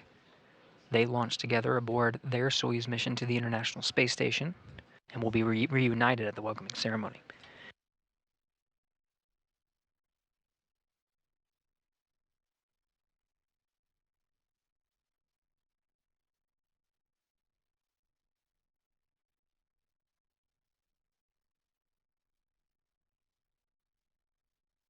Hague and Ovchinin did, of course, have an abort after the launch of their Soyuz MS-10 mission.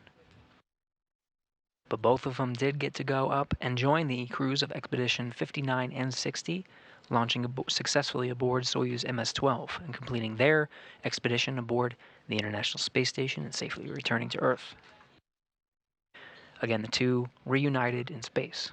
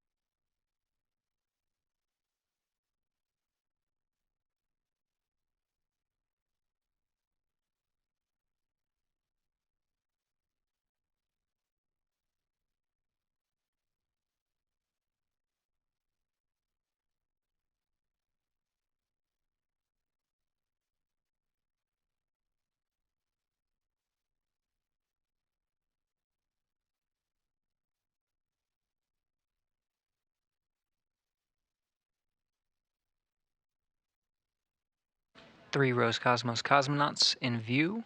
On this view on the right, who recently came through the pressurized mating adapter, was Ivan Wagner, Alexei Ovchinin, now making his way through pressurized mating adapter.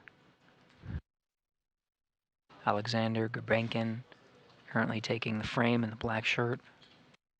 All Expedition 72 crew members will be present when Nick Hague and Alexander Gorbunov ingress the International Space Station. It's part of a formal welcoming ceremony. We'll continue our coverage until the crew and the ground teams have an opportunity to provide remarks during that ceremony. Right now, again, the Node 2 hatch in the foreground of this view, as well as the APAS hatch, both on the International Space Station side that's in the background, much further into the pressurized mating adapter. Both of them are open. As the teams in space now, both on the International Space Station side as well as the Dragon side, both ready for opening up the final hatch.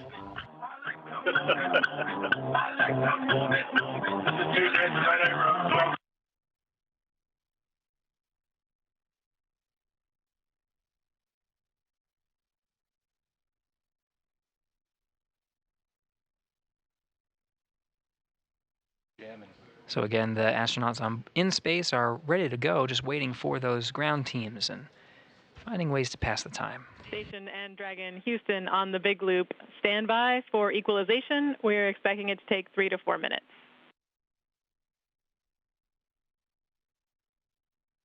Hey, copy that. Jim copies.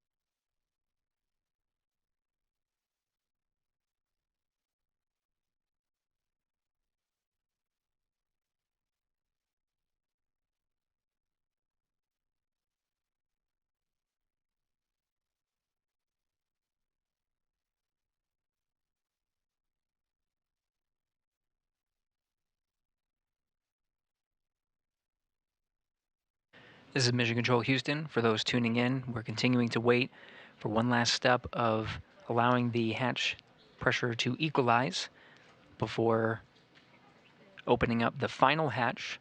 We've been working through hatch opening sequences over the past hour or so, about an hour and a half since docking at 4:30 p.m. Central Time. The ground teams have instructed the astronauts on board to wait until equalization is achieved before proceeding to open up with the hatch. Hoping to hear that call momentarily. This is a view from inside Dragon Freedom.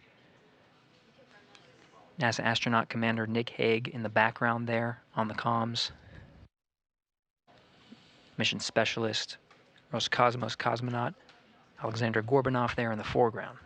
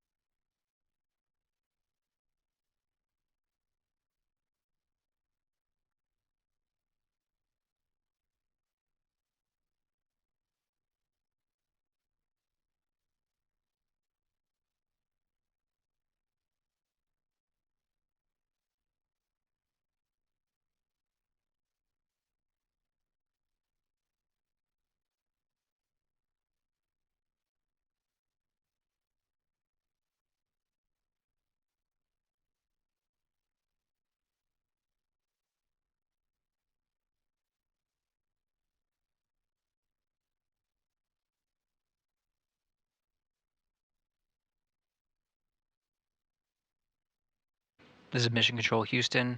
You're getting views from both inside the Dragon Freedom cabin as well as from inside the International Space Station Node 2. Astronauts on board both vehicles waiting patiently. We're waiting for a go from ground teams analyzing the pressure inside each of the respective spacecraft and waiting for a go to open up that last hatch, Dragon hatch.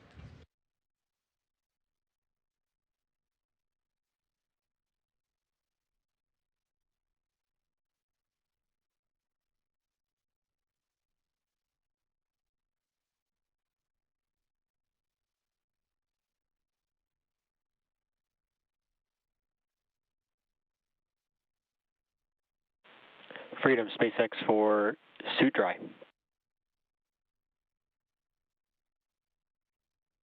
Freedom's with you. All right, we're happy with the suit dry timer now, so you are go for commanding the suit fan off before we step into hatch opening.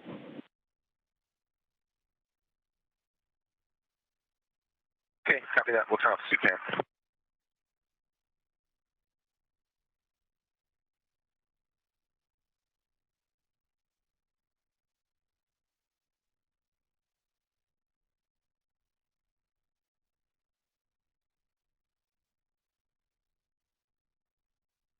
See NASA astronaut Nick Hague working on the displays, the console there inside Dragon Freedom.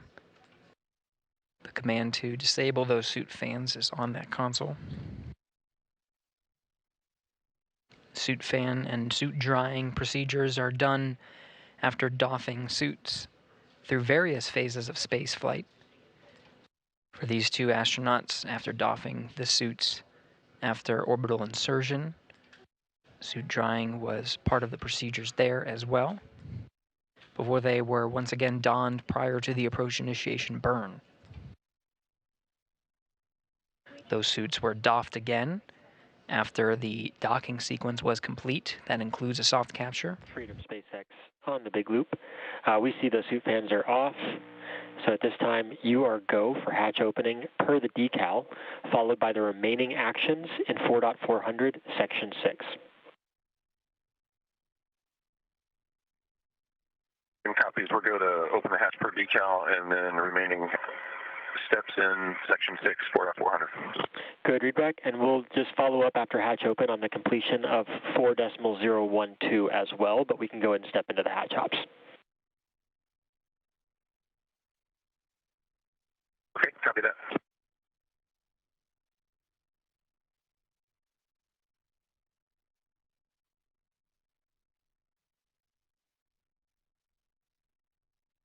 With that from the SpaceX Mission Control teams in Hawthorne, California, relaying that the suit fan command has been successfully initiated and they are go to open up the hatch.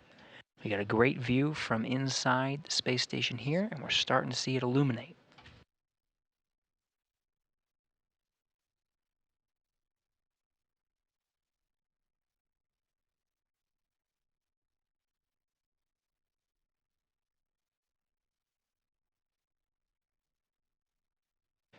And now, with that, we confirm Dragon hatch is open. 6:04 p.m. Central.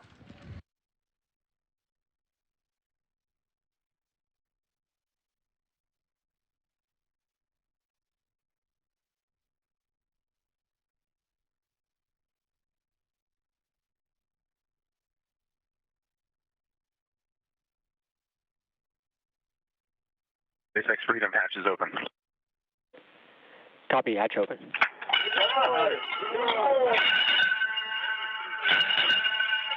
Freedom arriving. The bell has been rung. Alexander Gorbunov, the first through of Crew-9, being welcomed by Expedition 72. Next up is Crew-9 Commander Nick Hague. Crew-9 now aboard the International Space Station and joining Expedition 72.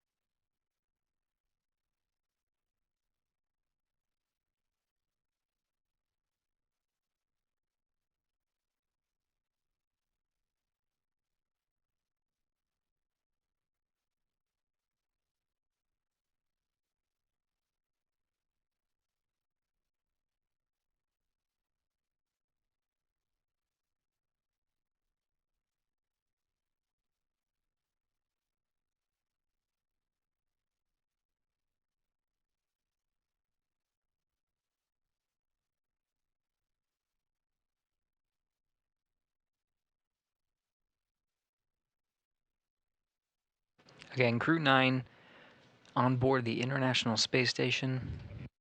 That ingress coming shortly after the hatches were opened at 6:04 p.m. Central Time, being welcomed by the crew of Expedition 72.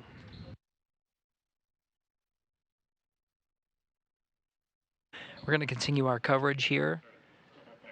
We have a planned formal welcoming ceremony.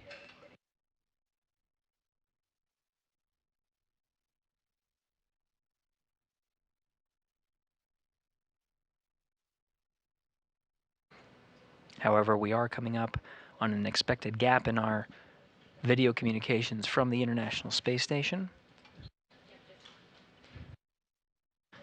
So just as the crew was patient with the hatch opening operations, we will be patient with the crew, setting up for the welcome ceremony when we recover that video just around shortly after 6:30 p.m. Central Time.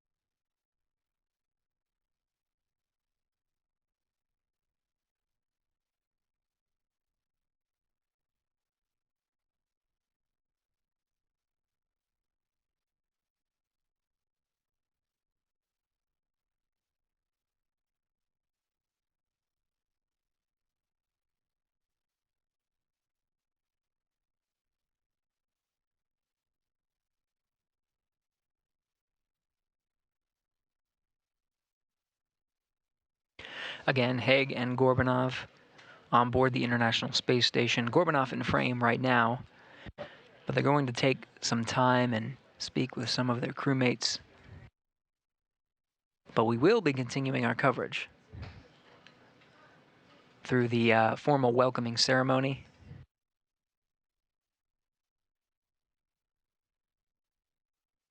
There is an expected gap in our video communication from the International Space Station. So we'll continue our coverage until that video is regained. Begin our coverage of the welcome ceremony shortly after we regain that coverage, expected just around 6:30 p.m.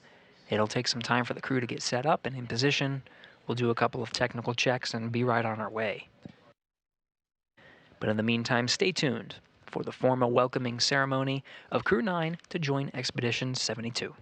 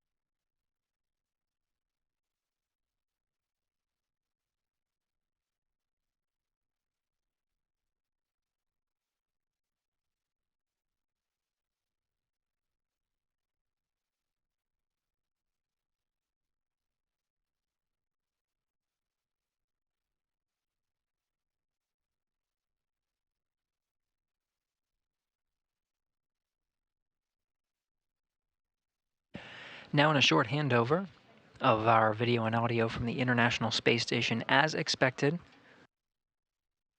This was tracked before we initiated a go to proceed with the formal welcome ceremony. Wanted to make sure we got good views from inside.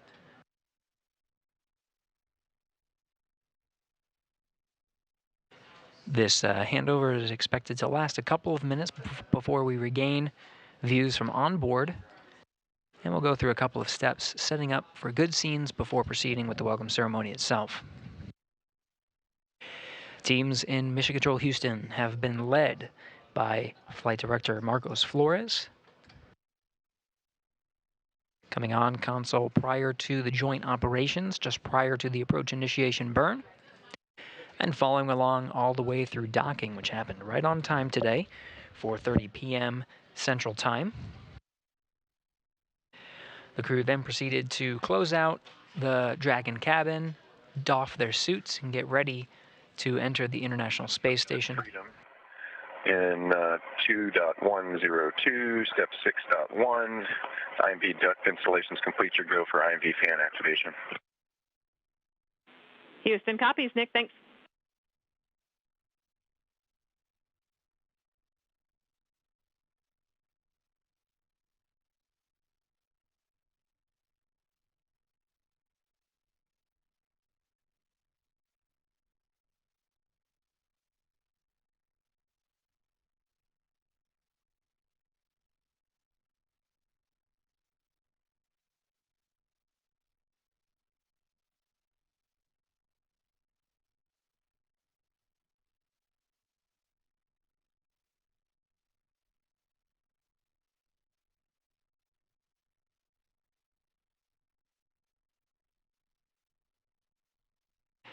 Getting views from on board the station now. Before the formal welcome ceremony, just getting a head start on some of the procedures.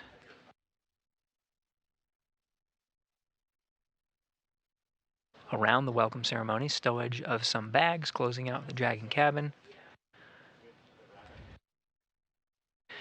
The communications from on board might be a little spotty, which is why we're holding on executing the welcome ceremony for now. We'll again continue our coverage until that's done, but we may lose some views here and there until we get solid communications expected just in about 10 minutes.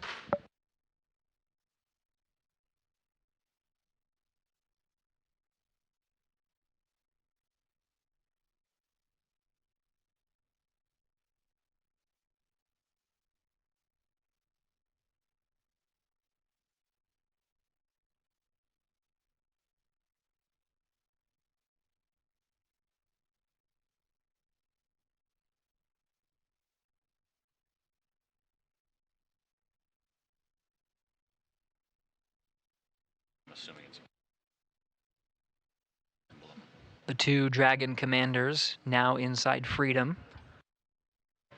Commander Nick Hague inside the Dragon that he just took to the International Space Station with mission specialist Alexander Gorbunov as part of Crew-9, Matt Dominic, the commander of Crew-8.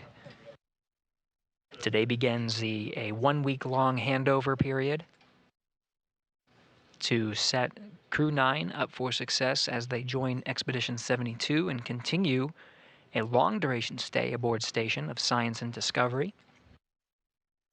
NASA astronaut Matt Dominic, commander of Crew-8, will wrap up his stay aboard the International Space Station and as part of Expedition 72. And he, along with his Crew-8 cadre, including Mike Barrett, Jeanette Epps, and Alexander Grabankin, will take their SpaceX Dragon back to Earth, splashing down off the coast of Florida. That Dragon is Dragon Endeavour, currently docked to the zenith side, or the space-facing side of the International Space Station. As expected, communications are a bit spotty. We're losing video incrementally from the International Space Station.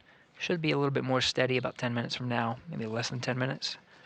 Again, this is a live view from the International Space Station flight control room. Teams here have been overseeing Dragon's approach and docking. SpaceX Freedom, I was just looking for a go to get into location 23 and cover up my LIO before the timer expires.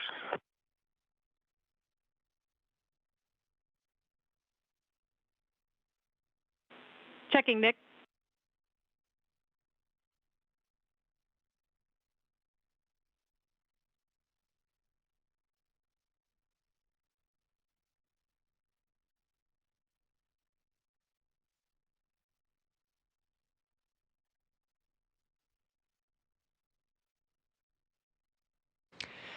Teams in this room, again, as part of Orbit 3, the shifts in this room are 24/7.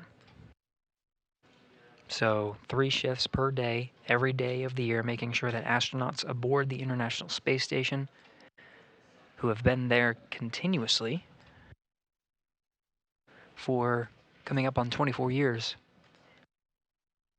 making sure that they have everything they need and they're well looked after. And it's from this room that it happens. Marcos Flores is the flight director overseeing the operations today from approach and docking. Houston on 2 for Nick. We are go for step 6.3. Copy, go for 6.3. Thank you. Commander Nick Hague of Crew-9, NASA astronaut, proceeding with some of the closeout duties of the Dragon cabin ahead of our welcome ceremony. Again, Marcos Flores is the flight director today on the bottom of the screen. Tess Caswell is the voice from here in Mission Control up to the crew. She's the one communicating from Houston up to the crew.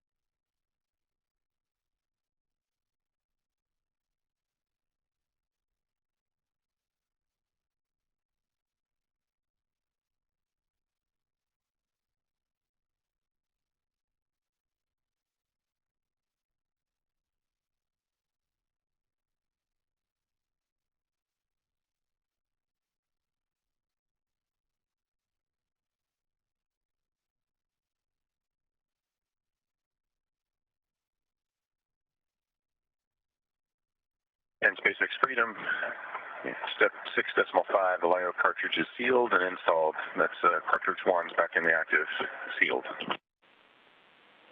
All right, Nick, SpaceX copies. LIO 1 is back in the active slot, but is sealed.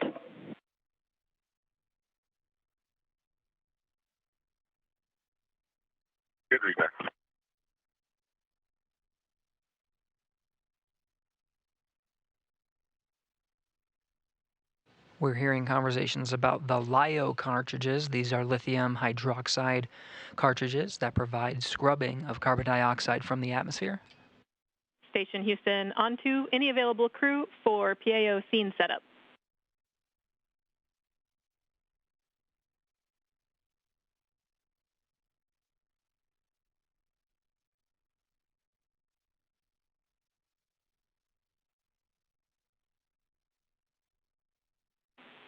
Jeanette, we are looking to zoom out the Node 22 HD camera a little bit so that we can be sure we'll fit everyone into that view for the event.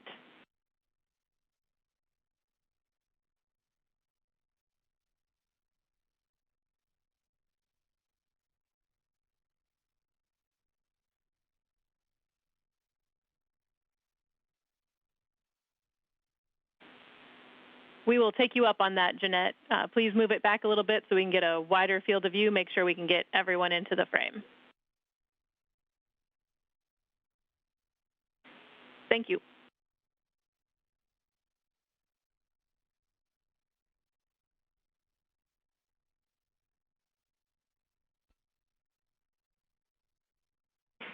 Thanks, Suni. We copy.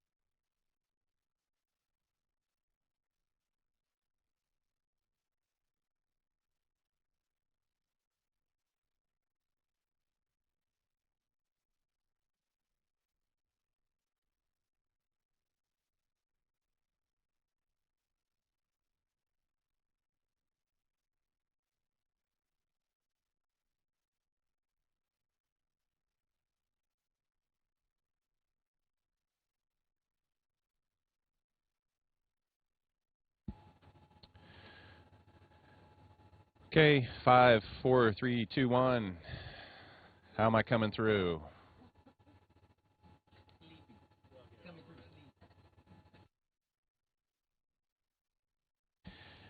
Probably still need me to talk longer so you can see if we got sync. Oh, I knew. 10, 9, 8, 7, 6, 5, 4, 3, 2, 1. Hello to all my friends in the PAO office.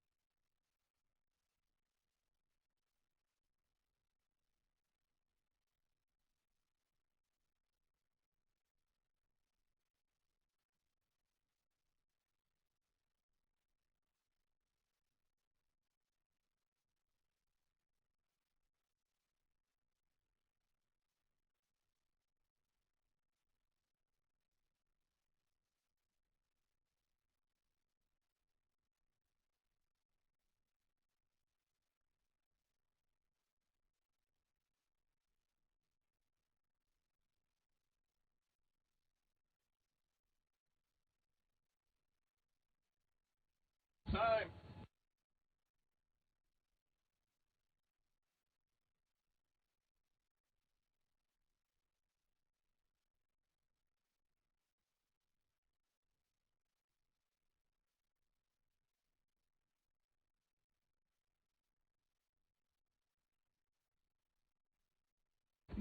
Houston, are you ready?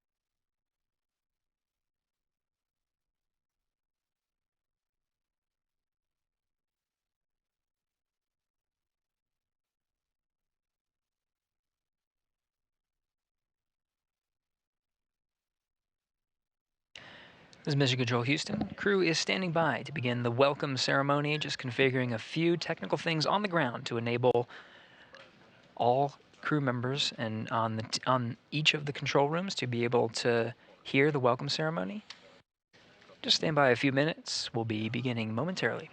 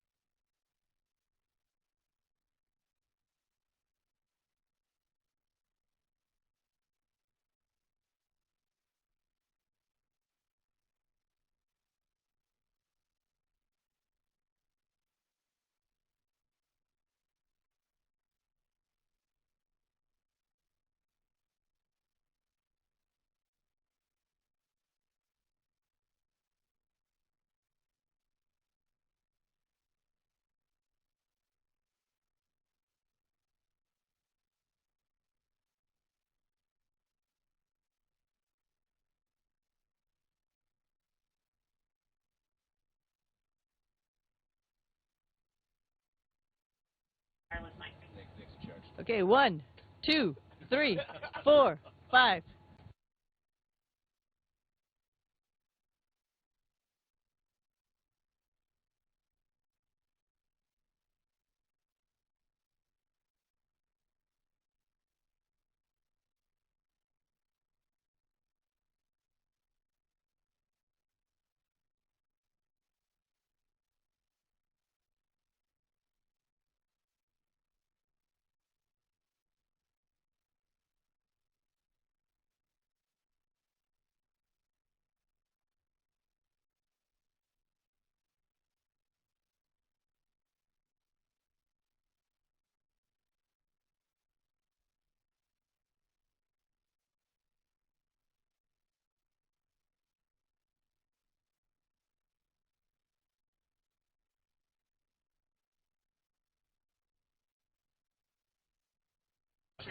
All I heard was treats of theory. Очень хорошо.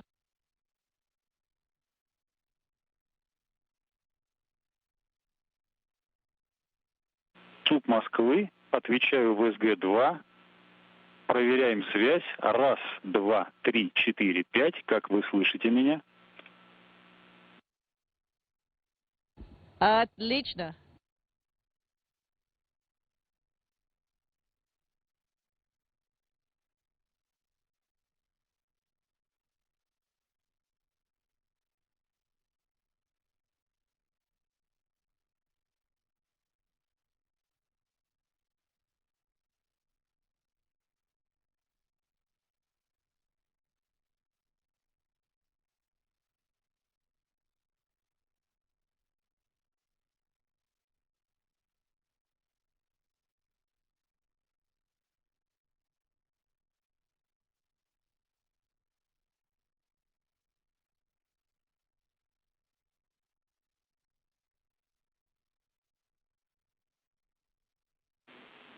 Station Houston, are you ready for the event? We are ready for the event.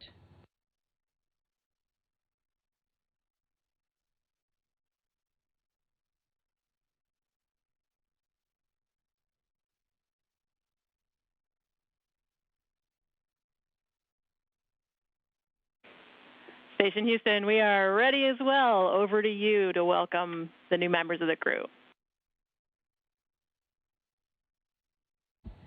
On behalf of Expedition 72, I just want to say welcome to our new compadres from Dragon Freedom. Alex, welcome to the International Space Station. And Nick, welcome back home to the International Space Station. It's great to be here with bringing the 72 back up to 11. Thanks, Suni. Alex and I had a smooth ride up here, and so first off I just want to say thank you to the teams that got us ready to fly Freedom to the station, and it was a awesome ride. And coming through the hatch and seeing all the smiles, and as much as I've laughed and cried in the last 10 minutes, I know it's going to be an amazing expedition, so I'm really looking forward to getting to work up here. So I'm very happy to be here in this huge, amazing laboratory, International Space Station. And I'm looking forward to working with this crew, Expedition 72, and with people who are supporting us on the ground, МСС Houston, МСС Moscow. Также хотел поблагодарить НАСА вместе со SpaceX и Роскосмос, которые продолжают сотрудничать по программе МКС, продвигают науку, эксперименты космические вперед. И хотел поблагодарить всех родных и близких за то, что меня поддерживали в этом путешествии, которое только начинается. Завтра первый рабочий день. Начнем работать. Спасибо.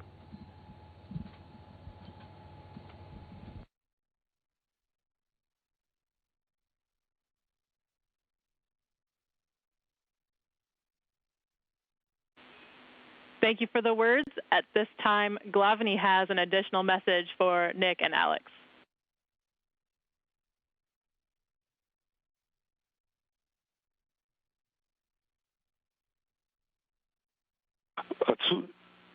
ЦУП Москвы на связи. Я надеюсь, вы меня сейчас хорошо слышите. Я приветствую всех. Здравствуйте, добрый вечер. Ника и Александра, мы приветствуем отдельно, особо поздравляем с благополучным прибытием на борт и началом космической вахты. Удачи вам. Долгим разговором сейчас утомлять не буду, потому что, понимаю, насыщенный день, вы устали. Благодарю за внимание. Удачи, удачи, еще раз удачи от всех нас. Мы на связи и готовы вам помочь всегда.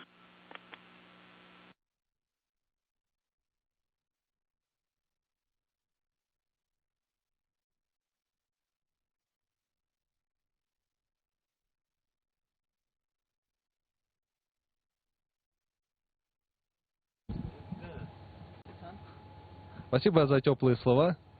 Будем работать с завтрашнего дня, да. Начнем космическую вахту, посмотрим, сколько продлится.